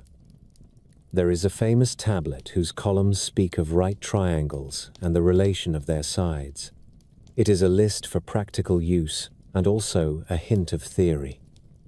The astronomer in the temple courtyard watched the moon and counted days between first visibility and darkness. Priests adjusted the calendar with intercalations to steady the year for barley and for taxes. Omen series such as the collection we call Enuma Anu Enlil linked the appearances of stars and the behavior of planets to the health of the kingdom. This was not science in our rules, but it was observation over long spans and a filing of that observation into patterns that scribes could inherit.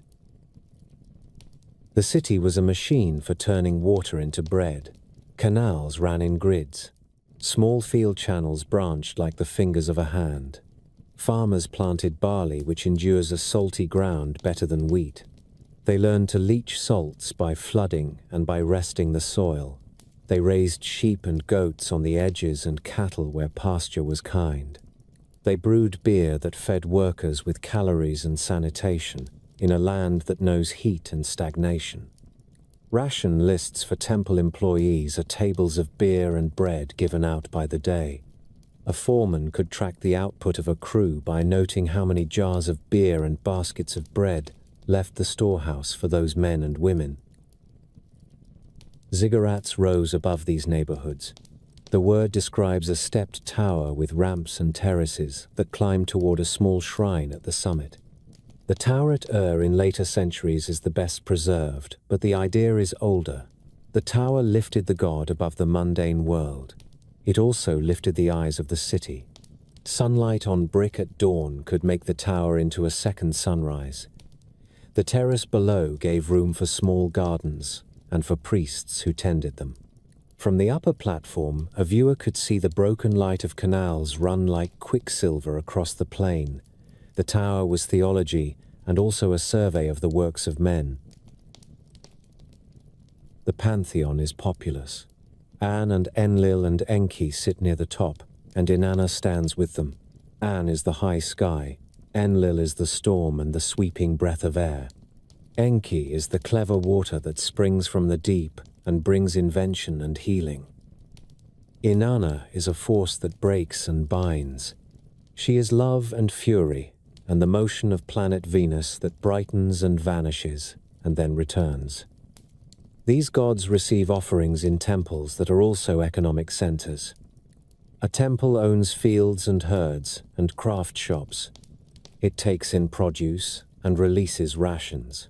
It sponsors voyages by river and sea to gather timber from the north and stone from the east, and copper from lands beyond the Gulf. Names like Dilmun and Magan and Maluha belong to those trading partners. Scholars connect them to Bahrain and Oman and to the distant Indus. The ruler of a Sumerian city appears in the tablets as Lugal or as Ensi, depending on era and place. He is king or city governor, and he must balance the weight of the temple and the lay nobility and the farming households that want fairness more than splendor. In some ages, a king could declare a clean slate and cancel debts to relieve a people ground down by hard seasons and compound interest. Law codes begin to appear. The code of Ur-Nama is older than the famous one from Babylon in a later age. It lists fines and compensations that match punishment to injury with a cool pragmatism. The tone is administrative rather than prophetic. The metalworker at his furnace, and the potter at his wheel, and the scribe with his stylus are all named in contracts and in court records that show how a city negotiates everyday harm and redress. There is literature whose voices carry. The Epic of Gilgamesh gathers stories that were already old when scribes set them down in old Babylonian copies. A king of Uruk is restless and proud. He befriends a wild man named Enkidu. They travel and fight, and offend a goddess, and then face mortality when Enkidu dies. Gilgamesh goes in search of a way to defy death, and returns with a kind of wisdom that is thinner than comfort and yet human. There is a flood story in the epic that resembles a flood story in a Hebrew text from a later time. Both likely share an older river memory of waters that rose when a levee failed, or a strange season came and pushed swells through reed beds as high as roofs. Cylinder seals are small marvels of art and of bureaucracy. A person wears one on a cord. When a contract is written, the owner rolls the seal across the wet clay and leaves a strip of images that repeat along the length. A bull man wrestles a lion. A goddess stands with star signs at her shoulders. Attendants bring jars and lead goats. The seal is a signature and an amulet. It also shows what people admired on a daily basis. Scenes of a banquet or of musicians with harps appear often. These are lives with music and beer and quarrels and a pride in craftsmanship. The seal carver needs hard stone and a steady hand. The buyer needs taste. Together they leave a library of picture histories only a thumb wide. The first named author in the historical record belongs to this world. Enheduanna, daughter of Sargon, who ruled a later union of Akkad and Sumer, held the title of High Priestess at Ur. She composed hymns to Inanna that were copied for centuries. In those hymns are metaphors that bind the desert wind and the city street to the behavior of a goddess. They also hint at the politics of a realm that wants unity under a single king, and therefore under a patron deity who can be praised from one end of the land to the other. Poems are tools in this way. They move devotion, and they steady borders. War is present as well. City fought city for water rights and for pride. The Sumerian king list is a document that runs a thread across generations of rulers and insists on a line of authority that flows like the river. It is propaganda and it is memory. The stealer of the vultures from Lagash shows ranks of soldiers in tight formation with spears and standards. On one face of the stone, the god of the city smites enemies. On the other, a human king leads men across a field marked by boundary stones. The message is that war and worship are two readings of the same event. A field is won, and a god is pleased. Such works remind us that the city was always only a season away from hunger or rebellion. Look again at daily life.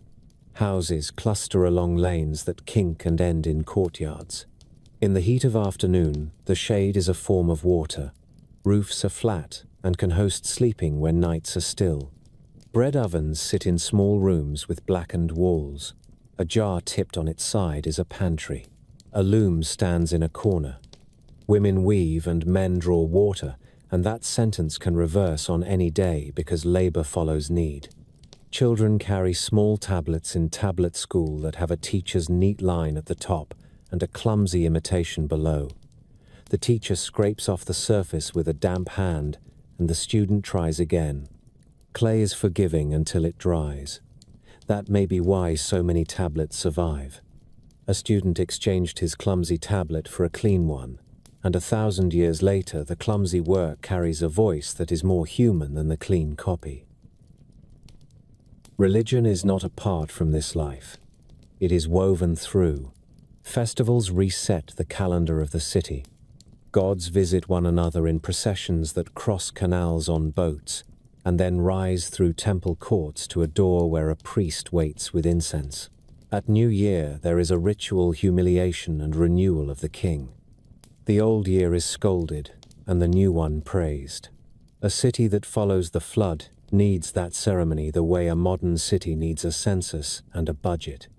It tells people that time has a shape, and that a community can find itself within that shape.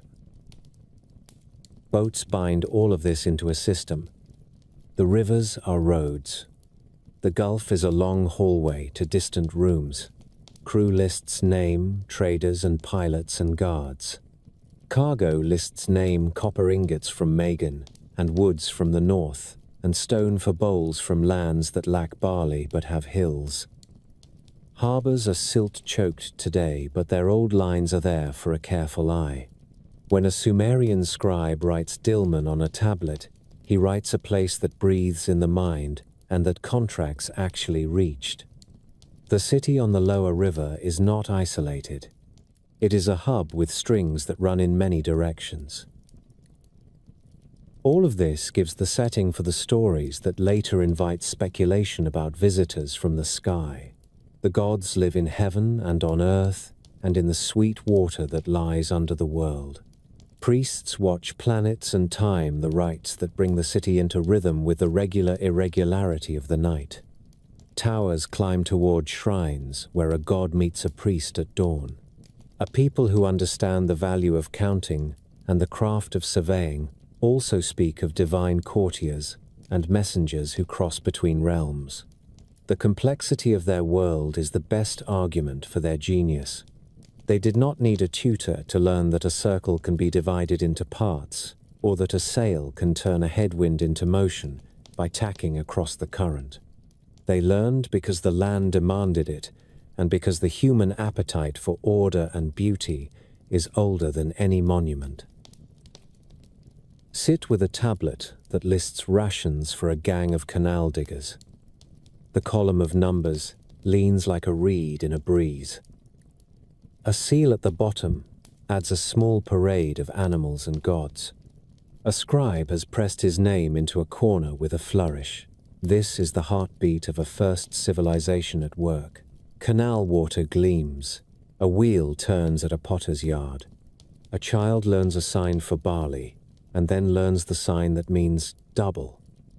In the distance, a tower burns red in the last light, and the evening star steps onto the stage above it. In that moment, you can see why later ages would map their own longings onto this ground. The Sumerians had already done it themselves. They looked up and named a planet for a goddess. Then they sailed a boat named for that goddess down a moonlit canal while drums and flutes sent the night a message that the city was awake and in order. The modern story that turns Sumer into a meeting ground for visitors from the sky begins with a small set of striking claims and then tries to stretch them across an entire civilization. It starts with a name, the Anunnaki. The word appears everywhere in Sumerian and Akkadian literature. It has an ancient gravity that makes it tempting for new meanings. In myths and hymns, the Anunnaki are a divine assembly. They are judges and counselors. They sit in the great court where destinies are assigned. They can be stern or merciful, local or cosmic, but they are never pilots in suits or engineers with devices. They belong to a sacred bureaucracy that mirrors the very human bureaucracy of temples and courts. The most influential modern recasting of this name came in the 20th century with a set of popular books that proposed a sprawling narrative. In that telling, the Anunnaki were travelers from a wandering world. They mined metals on Earth, shaped humans to serve them, and then left traces in myth and stone.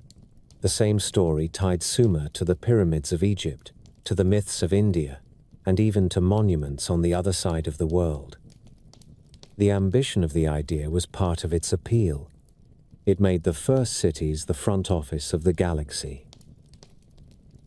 A historian begins by asking a plain question. What do the tablets say? Cuneiform is not a lost language cloaked in mystery. It has been read for more than a century by scholars in many countries who cross-check one another. The early decipherment relied on trilingual royal inscriptions and on the dull glory of administrative records that repeat signs until their values become certain. Today there are hundreds of thousands of tablets in museums from Istanbul to London and from Baghdad to Philadelphia. Many are ration lists and contracts. Others are hymns, omen series, royal letters, and scholarly commentaries. When a modern writer claims that a Sumerian word means rocket or laboratory, a philologist can open a lexicon and test that translation against dozens of other contexts. The test is mechanical and reliable. The same sign in the same grammatical frame carries the same meaning whether it appears in a hymn, a receipt, or a court complaint. The result of that test is consistent. The words that are said to describe engines and craft simply do not do so. They refer to temples and rites and heavenly bodies as seen with the naked eye. Consider the term that is often pointed to as the name of the supposed wandering world. Nibiru in Akkadian astronomy is a crossing place or a point of transition. In different lists and commentaries it can refer to Jupiter when that planet is bright in the evening sky, or to a star near which the sun passes at the equinox, or more generally to the passage station of a god in his circuit.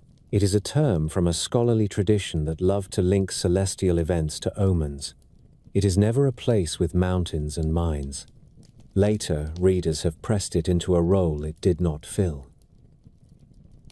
Another favorite item in the collection of supposed proofs is a small cylinder seal impression that shows a rosette and a cluster of dots. It is sometimes captioned as a diagram of the sun and the planets, including ones that were unknown to ancient observers. Yet in the corpus of Mesopotamian art, a rosette is a common emblem for a star or for a goddess. Small dots are also stars. The sun is shown as a disk with a cross inside or with rays. There is no convention of drawing a heliocentric map. The astronomy of the region counts 7 moving lights: the sun, the moon, and the 5 planets visible without instruments. That is the world they observed, and the one their omen lists describe in obsessive detail. If the Sumerians had known of Uranus or Neptune, they would have written about them as they did about Venus and Jupiter. They did not. There are also misreadings that slide between cultures and centuries in order to suggest a single technological thread. Assyrian palace reliefs from a later age show figures in fish cloaks holding a small bucket and a cone-shaped object. The scene is a rite of purification. The figure is linked to the world under the waters and brings blessing to a sacred tree. The cone may be a pine cone or a symbolic object. The bucket carries holy water. In some circles, these become tools for spraying or scanning. The reliefs become blueprints. The switch is possible only when the original ritual language is ignored.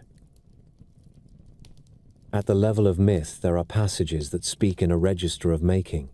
A god molds figures of clay. A goddess gives breath. A council decides that a new kind of worker shall be fashioned to help with heavy tasks. In a mechanized century, it is easy to hear the clang of tools in these lines. In their own time, these passages were an answer to a different question. Why do we labor, and why are we bound by obligations to temple and king? The myth says that humans share the burden that once fell on lesser divine beings. It explains social order as a cosmic order. It does not teach a method. It consoles and disciplines. The strongest counterweight to speculative readings is the sheer mass of ordinary documents. A temple archive from a city like Umma or Lagash covers decades. It records how much grain went in and how much went out. It lists names of shepherds and scribes and boatmen. It notes the sizes of fields and the duties owed by tenants. There are far more of these than there are hymns. They show a society that works by calculation and habit, and that improves its tools by small increments.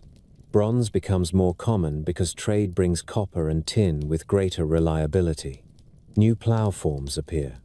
Wheels require carpenters and joiners who learn better ways to fit hubs and axles.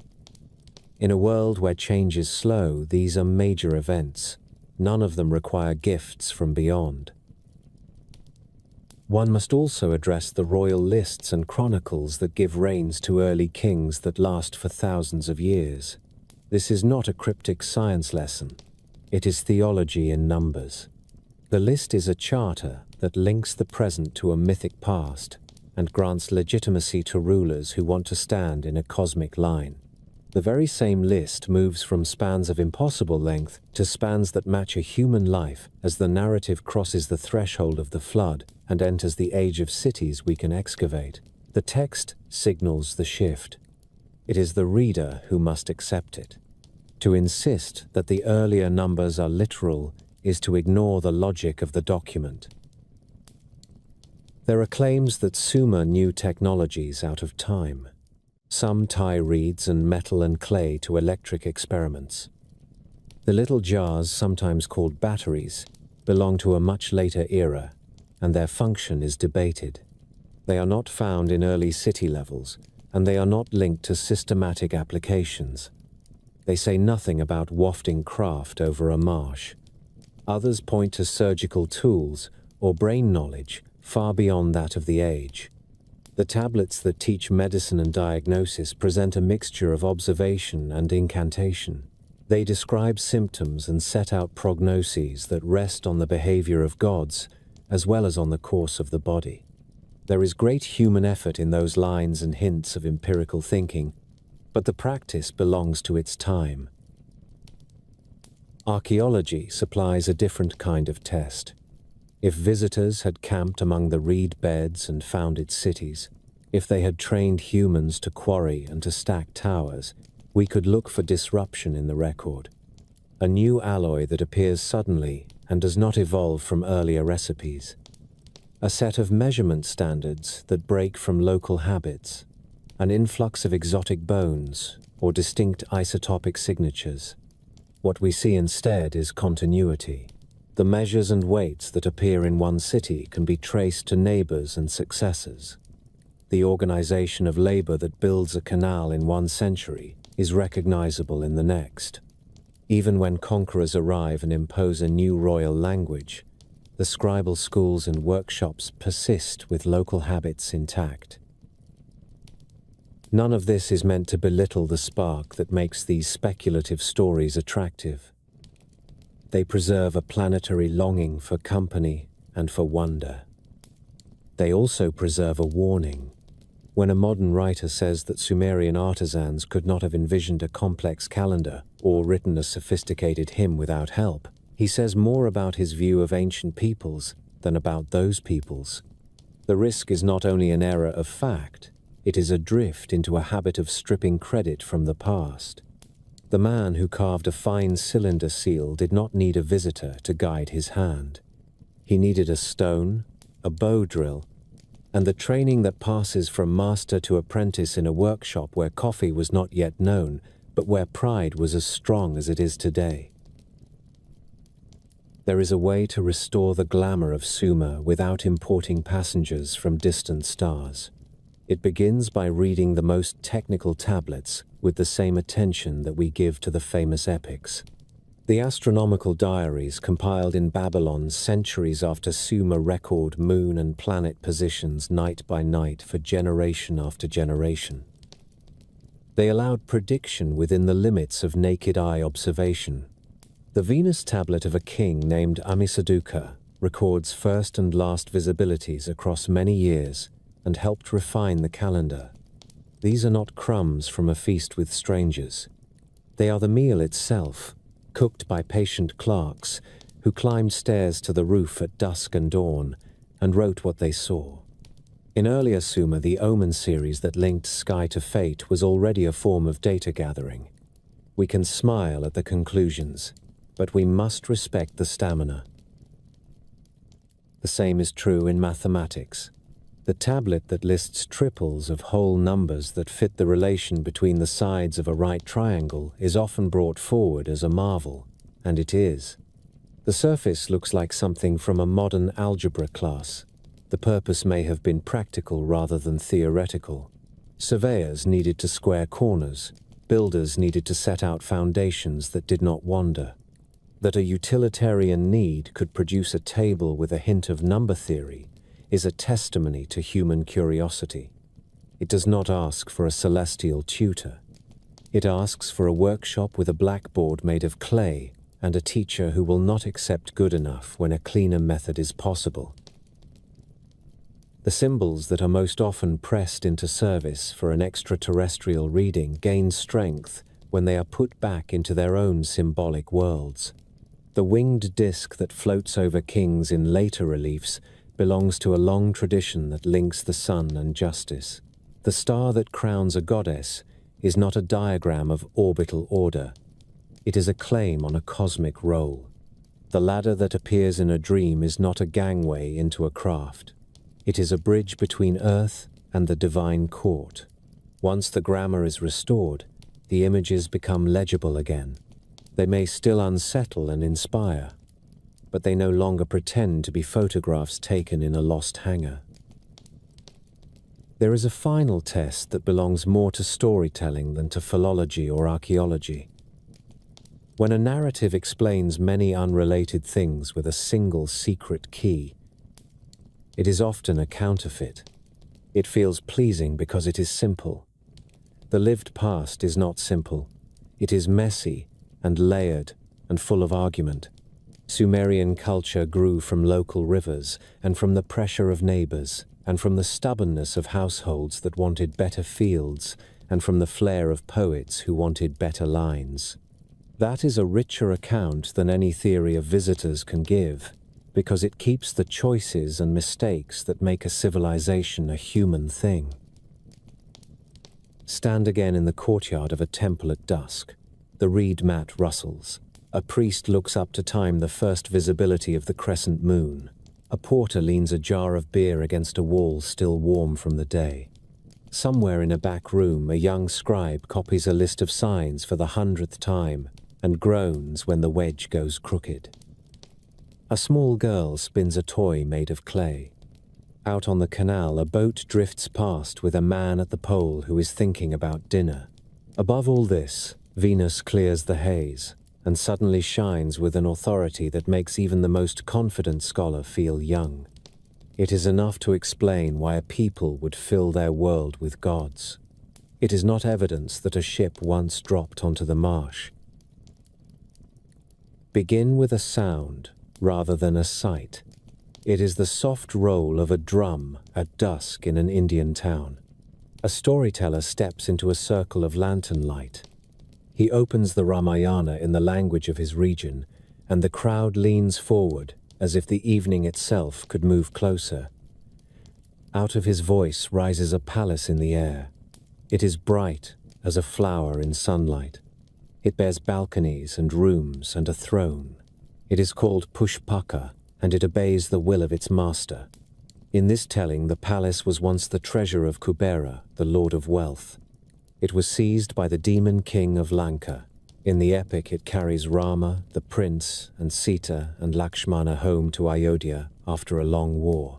Children in the circle know the turns of the tale. They know that this craft can grow large enough to carry a crowd and then settle gently like a swan. They also know that the word Vimana can mean a vehicle as well as a palace, and that names wear many meanings in Sanskrit. The tradition of flying conveyances in South Asia reaches deep into the strata of story and ritual. In the Vedic hymns that are among the oldest Sanskrit compositions, The sky is a road, and the gods travel it. Indra rides a chariot that flashes. The Ashvins, who are divine twins, answer prayers from a car that seems to cross the morning with the speed of the dawn wind. The Maruts race in the storm. Surya is the sun, and also the charioteer whose 7 horses pull daylight. The oldest poems are not prose manuals. They are sacrificial verse, and they speak in images that flex and glow. Much later, the epic poets inherit that grammar and repurpose it for a world of kings and vows and long journeys. The Ramayana that we know today took form over many centuries. The core tale of a prince who goes into exile, loses his wife to a powerful enemy, and then wins her back with the help of loyal allies, seems to have been shaped into a classical Sanskrit poem by a poet named Valmiki. Most scholars place the earliest composition in the last centuries before the Common Era, with layers and additions continuing into the first centuries after it. The poem travels in 2 major recensions, which is a word that marks 2 families of manuscripts with many shared lines and many local differences. The oral habit never really ceased. Bards in different regions continued to tell the story in their own ways. And later, devotional movements produced versions in Indian languages that have become scriptures in their own right. Tulsidas, in the 16th century, set the story in Hindi vernacular and placed Rama at the warm center of a theology of love and duty. Within this broad river of transmission, the Pushpaka passage is one of the moments that has kept a hold on the modern imagination. In several retellings, the craft is said to move by thought. In some, it shrinks to pocket size when not in use. The scene is a tapestry of image and feeling rather than a diagram. Ancient poets fitted marvels into places where the story needed ease or wonder. A long march can be reduced to the turn of a stanza when a flying chariot arrives. A return home after a war can be made radiant if the heroes come down from the clouds rather than trudge in dust past fields of stubble. The Mahabharata, which is an even larger forest of verse and prose, also grants flight to its heroes and gods. Arjuna rides in the car of Indra to receive weapons. Aerial palaces abound in sections that describe the capitals of the gods. There is a famous book within the epic called the Sabha that describes halls that seem to blur the line between stone and illusion. In the war books, divine missiles arc through the sky, with names that carry fear. The language of those passages has encouraged readers to imagine engines where the poet meant splendor, and has encouraged others to see cataclysm where the poet meant moral danger. The epic is a moral encyclopedia. It turns war into a lesson on the costs of pride. Its flying cars are ornaments as well as theological symbols. Beyond the 2 grand epics, there is a sea of texts where flight is an image for rank or sanctity. In the Puranas, a god's vehicle is a part of his identity and of his worship. Vishnu reclines on the cosmic serpent and also moves in the world with Garuda, the great bird, as his carrier. Shiva is served by Nandi the bull, but is also linked in temples to a celestial car that appears in festival. In temples across the subcontinent, chariots are drawn through streets to carry the image of a god. These rathas are not only wooden structures, but also symbols that gather communities in a shared act. In the southern tradition, the temple itself can be called a vimana when the word describes the superstructure over the sanctum. Names slide across meanings in this way because the visual language of devotion and architecture grew together. Archaeology and art history offer a gallery to set beside the poetry. At Ajanta, in a horseshoe of cliffs above a river, are caves carved by Buddhist monks and patrons between the 2nd century, before the Common Era, and the 5th century of our era. The walls carry paintings that show sky palaces and airborne figures.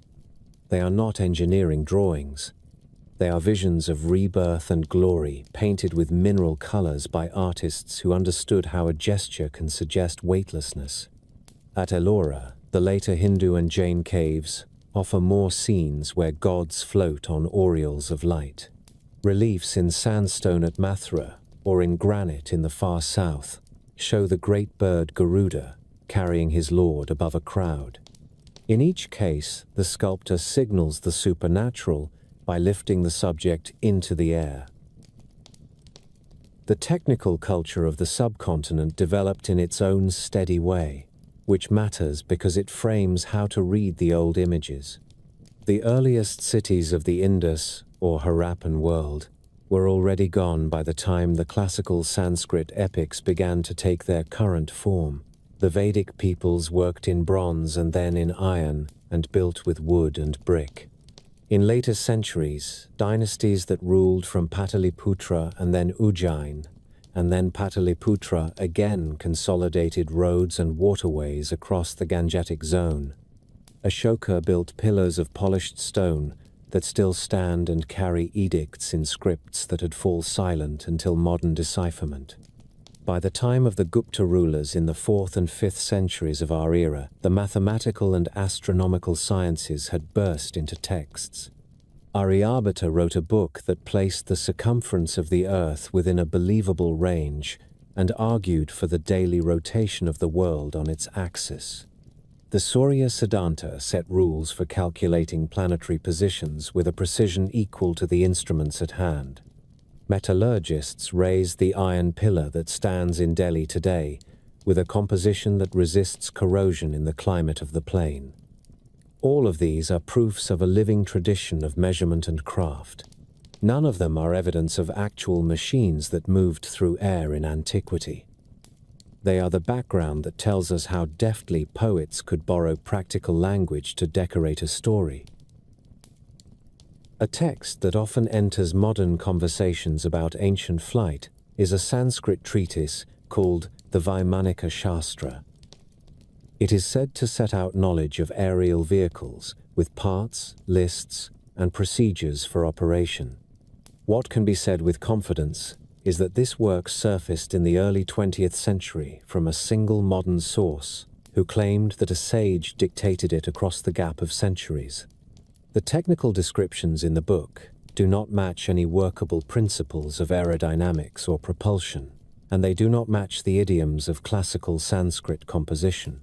Engineers who have examined the diagrams have noted that they are naive by the standards of even early modern flight, and philologists have placed the language far from the cadence and vocabulary of the classical period.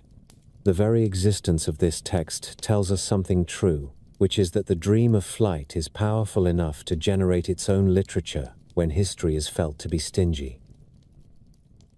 Another work that sometimes comes forward in this conversation is the Samarangana Sutradhara, attributed to King Bhoja of the 11th century.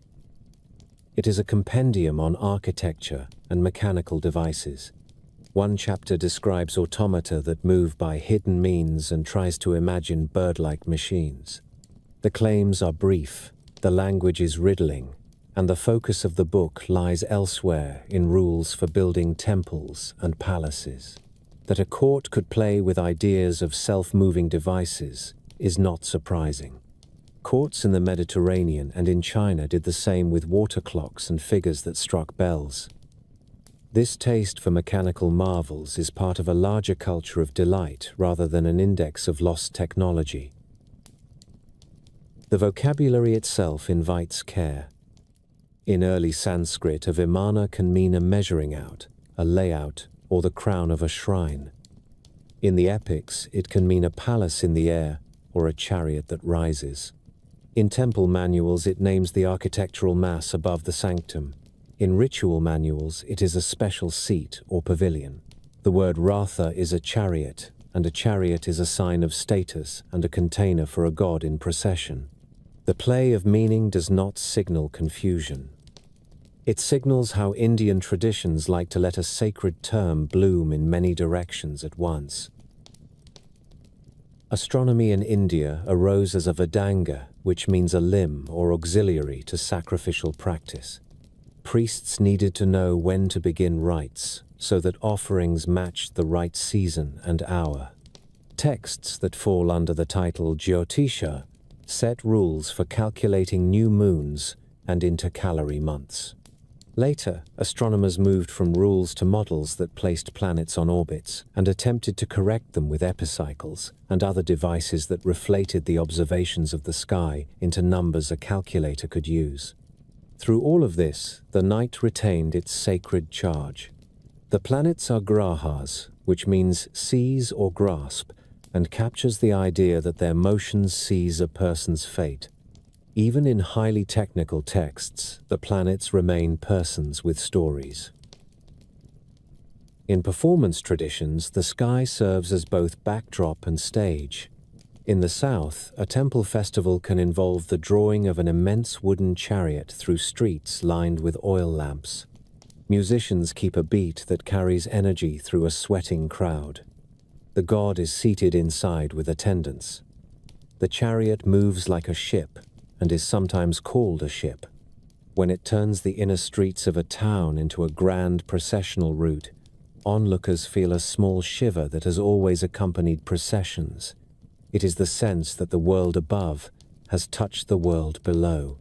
In the north, the autumn nights of Navaratri carry the retelling of the Ramayana as community theatre, and the moment when Rama returns is often marked by fireworks that aim light upward as if to echo the image of the returning Pushpaka. Architecture is another place where the sky-born imagination takes form in wood and stone. In the south, the tower that rises over a sanctum is a pyramidal mass composed of tiers that hold small shrines and sculpted figures. In the north, the tower is a curving spire that climbs like a flame. Both are called vimanas in older manuals, though in modern usage, the southern tower is more commonly given the title, and the northern is called a shikara. Both fulfill the same function of marking a holy presence with a vertical accent whose peak meets the sky. The temple is a machine for lifting the eye. The long life of these stories also owes to the way Indian texts circulate. A Sanskrit poet wrote in a court or an ashram for a circle of patrons and disciples. A verse then moved through manuscript copying in palm leaf and birch bark. It entered recitations and festivals and commentaries. A commentator in the medieval period would read a passage that mentions a flying palace and gloss it with theology, grammar, and local custom. In one region, the palace becomes a symbol of the soul's ascent. In another, it becomes a memory of a god's favor. This interpretive habit is generous, and it is why the same image can move generation to generation without growing rigid. When we place all of this together, we begin to see why vimanas feel both near and far. They are near because they borrow from daily sights. They have balconies and windows like real palaces. They carry families and friends. They set down at a city gate. They are far because they are also seats of divinity. They slip through distances as easily as the mind leaps from one thought to another. They belong to a culture that loved to stage the meeting of heaven and earth in public. A flying palace is a perfect token for that meeting. The modern reader listens for engines, and the ancient poet hears music. The difference matters. Flight in these tales is not a conquest over nature. It is a privilege that flows from moral order or from divine attachment. When Rama steps into Pushpaka, it is because his long labor has restored order and mercy to the world of the poem. When Arjuna rides with Indra, it is because he is a student as much as a warrior and needs a larger vantage to learn what is right. The machines in these scenes are teachers disguised as conveyances. There is a final reason to linger over the Indian sky. The subcontinent has hosted many traditions that exchange ideas without erasing one another. Vedic ritual, epic devotion, Buddhist compassion, Jain austerity, and the later currents of Sufi song and Bhakti poetry all bring their own imagery of ascent and descent. A devotee can dream of rising on a mantra. A monk can speak of a heavenly assembly that welcomes a perfected soul. A singer can send his words upward on a raga at night until the notes seem to hang above the village like fireflies.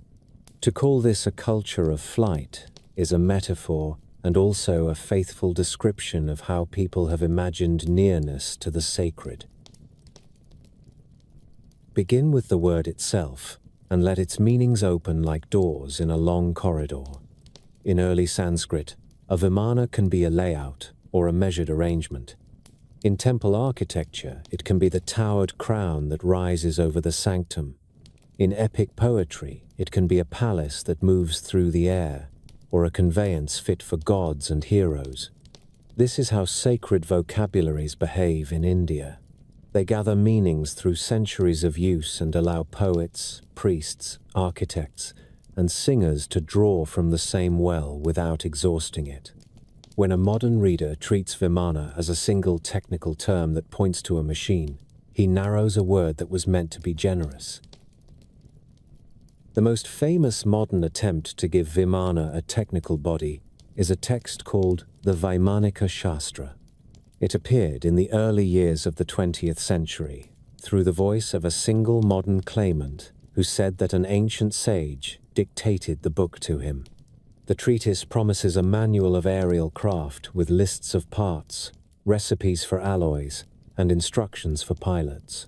Engineers and philologists who have studied the text have come to similar conclusions. The language does not match the style or the vocabulary of the classical period. The diagrams and descriptions do not align with the physics of lift and stability, even at the level of simple gliding or ballooning. The book reads like a work of enthusiasm created in an era when flight had captured the public imagination and when nationalist pride longed for an indigenous antiquity of science to rival that of Europe. Its existence tells us something true about the dreams of its own century. It does not tell us that ancient India flew. A related work, the Samarangana Sutradhara, attributed to a king named Bhoja, devotes most of its attention to the arts of building. It does include a chapter on mechanical devices and automata. The lines are brief and elusive, and describe moving figures and bird-shaped contrivances in a spirit of courtly wonder rather than practical engineering. Many cultures played with such delights. The courts of Hellenistic kings displayed water clocks with striking figures. Craftsmen in the Abbasid world wrote treatises on fountains and automata that astonished banqueters. East Asian inventors set figures to beat drums or pour wine by concealed counterweights and siphons. The taste for moving marvels is wide. It signals a joy in cleverness. It does not establish a science of flight. When we return from these later texts to the older sources, the world grows larger rather than smaller. The Ramayana and the Mahabharata operate in a register where image and symbol carry story and doctrine. The Pushpaka that bears Rama home is a palace of moral restoration as much as a vehicle. It expands to receive guests because his generosity is the axis of the scene. It answers thought because he is a prince who has learned to bring thought and action into harmony. When Arjuna climbs into the car of Indra in the other epic, the ascent is not an engineering triumph but a spiritual promotion. He is being admitted to a classroom where only a few can sit. To read these passages as technical reports is to flatten them. They gain strength when they are allowed to speak as poems that mix politics, devotion, and ethics in a form that an audience can remember by heart. There is a discipline that tests these readings without scorn. It is philology, the patient study of words and their lives. A philologist traces a term across genres and centuries. She sets its meanings beside one another and watches how they are used by ritual specialists, by dramatists, and by technical writers. She can tell you that a vimana in a temple manual names the mass over the sanctum, while a vimana in a court poem is a dazzling pavilion at a wedding. She can show how Ratha is a chariot in a Vedic hymn, and also the towering vehicle that carries a god through town in a festival procession. This does not remove the thrill, it refines it. It lets us see how much artistry lies in the choice of a word. Archaeology and art history add their own tests. At Ajanta, the painters who worked on plastered cave walls made figures float by understanding how to place weight in a stance and how to pull it away with a gesture. At Ellora, sculptors carved aureoles around gods so that they seemed to hover. At Mathura and in the south, carvers gave Garuda powerful wings and a forward pitch that carries his lord above a crowded scene. These are visual grammars of the sacred. They tell viewers that a moment is out of ordinary time. They also tell us that artists did not need engineering to make air feel solid beneath a divine foot. There is also the record of what Indian craftsmen and scholars did build and measure in the centuries when the epics were evolving. They laid out cities and roads that knit a realm together. They raised the polished pillars that carry the edicts of Ashoka in scripts that began to speak again only in the modern age. They forged large iron objects with compositions that resist the climate that would normally eat such metal. They composed treatises that calculated eclipses and planetary positions with methods as precise as their instruments allowed. They devised poetic meters whose counting and stress patterns rival the formal beauty of geometry. In each case, the work is anchored in tools and methods we can study. When the record is quiet on a topic as dramatic as flight, caution is proof of respect, not of small-mindedness. Supporters of ancient aviation often gather a small museum of curiosities to strengthen their case. They point to paintings where a haloed pavilion rides the clouds and call it a craft. They cite a single late text with a recipe for a metal and read it as the lost key to an airframe. They propose that a metaphor of a thunderbolt in a battle passage signals explosives beyond the capacity of the age. A historian asks a different set of questions. Where are the workshops? Where are the failures that always precede success? Where are the scraps and the slag? Where are the loans and the orders that reveal networks of supply? We possess such trails for textiles and for stone carving and for the casting of bells and for the building of ships. We do not possess them for any sustained effort at human flight before the modern period. The most revealing lens may be comparative. Many cultures imagine ascent as a sign of favor or attainment. The Chinese tale of a sage who rides a crane, the Greek story of a youth who flew too near the sun, the African legend of a hero who climbs a ladder to the sky, the Mesoamerican vision of a king who rises as a bright star, all teach that elevation is a language of meaning. India shines especially bright in this family because its ritual and public culture love processions and vertical signs. The temple tower is a climb made stone. The festival chariot is a mountain on wheels. A poet who offers a flying palace is writing in a landscape that already carries the taste of ascent in its architecture and streets. There is a social context to the modern passion for ancient flight that deserves attention. In the last years of colonial rule, and in the first decades after independence, scholars and the public in India, and in other parts of Asia and Africa, worked to reclaim the depth and dignity of their intellectual traditions. They had good reason. Colonial narratives had too often belittled local science and art. In that mood, a hunger for dramatic proof can appear. It is easy to see why a book that promised blueprints for air travel would win admirers.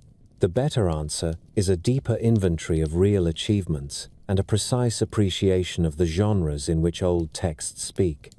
Pride should rest on what was actually accomplished and on the beauty with which the rest was imagined.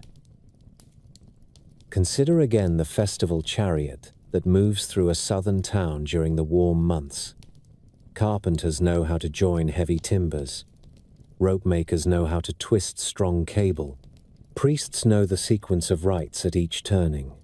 Drummers know how to coax stamina from a crowd with tempo. The whole assembly advances by inches, and then by sudden surges.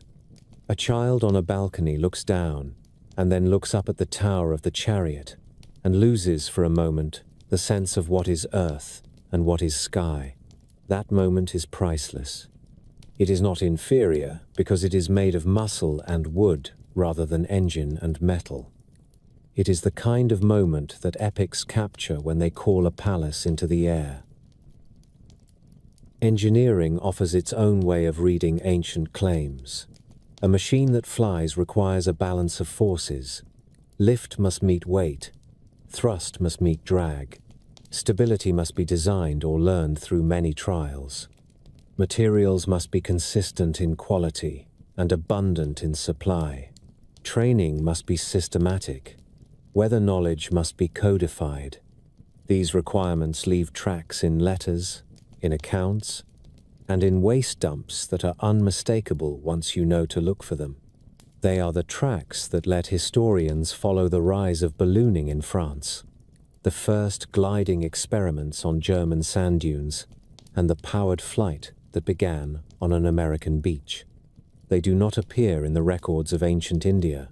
What appear instead are soaring metaphors, artistic conventions for signaling the divine, and an architectural language that lives to lift the eye. The ethics of interpretation matter here as much as the details. When a scholar declines to call a flying palace a literal aircraft, he is not closing the door on wonder. He is choosing to honor the forms that a civilization used to carry meaning. The Ramayana is not less magnificent because its craft is a symbol. It is more magnificent because the symbol does so much work so gracefully. It moves characters across distances of space and also across distances of moral growth. It resolves a logistics problem in the plot and also opens the sky above the audience so that the conclusion of a long story can breathe. There is a way in which the modern romance with ancient machines impoverishes the past by replacing its art with our own fantasies. The real sciences of India are already splendid. The almanacs and siddhantas that handled planetary motion, the grammar that Panini set down with a ruthlessness of logic that still amazes linguists, the poetics that weigh syllables with a jeweler's care, the astonishing social institutions that kept craft lineages alive across generations, all speak of a sustained devotion to exactness. The epics and Puranas whisper truths about duty and grief and joy that a technical manual could not hold. When each is allowed its own dignity, the landscape is richer. Stand one last time with the storyteller in the circle of light. He has brought Rama home. The city rejoices. Oil lamps line the streets. The craft that carried the royal party settles on an open square and becomes a pavilion filled with music and reunion. In that image, 1 million listeners have found a homecoming that speaks to their own lives. Nothing about that homecoming depends on pistons or alloys. Its power comes from recognition. A people knows what it feels like to long for a return and to see it finally arrive. The air in the story is not a laboratory. It is a medium for grace. The careful reading of Vimanas, therefore, does not end in dismissal. It ends in a fuller sense of how a civilization turns skyward feelings into story, ritual, and stone. It invites us to admire the artisans who made towers that look like flames, and the poets who gave those flames a sound. It invites us to keep our testing instruments sharp while refusing to trade awe for credulity. There is room on this plane for both rigor and wonder.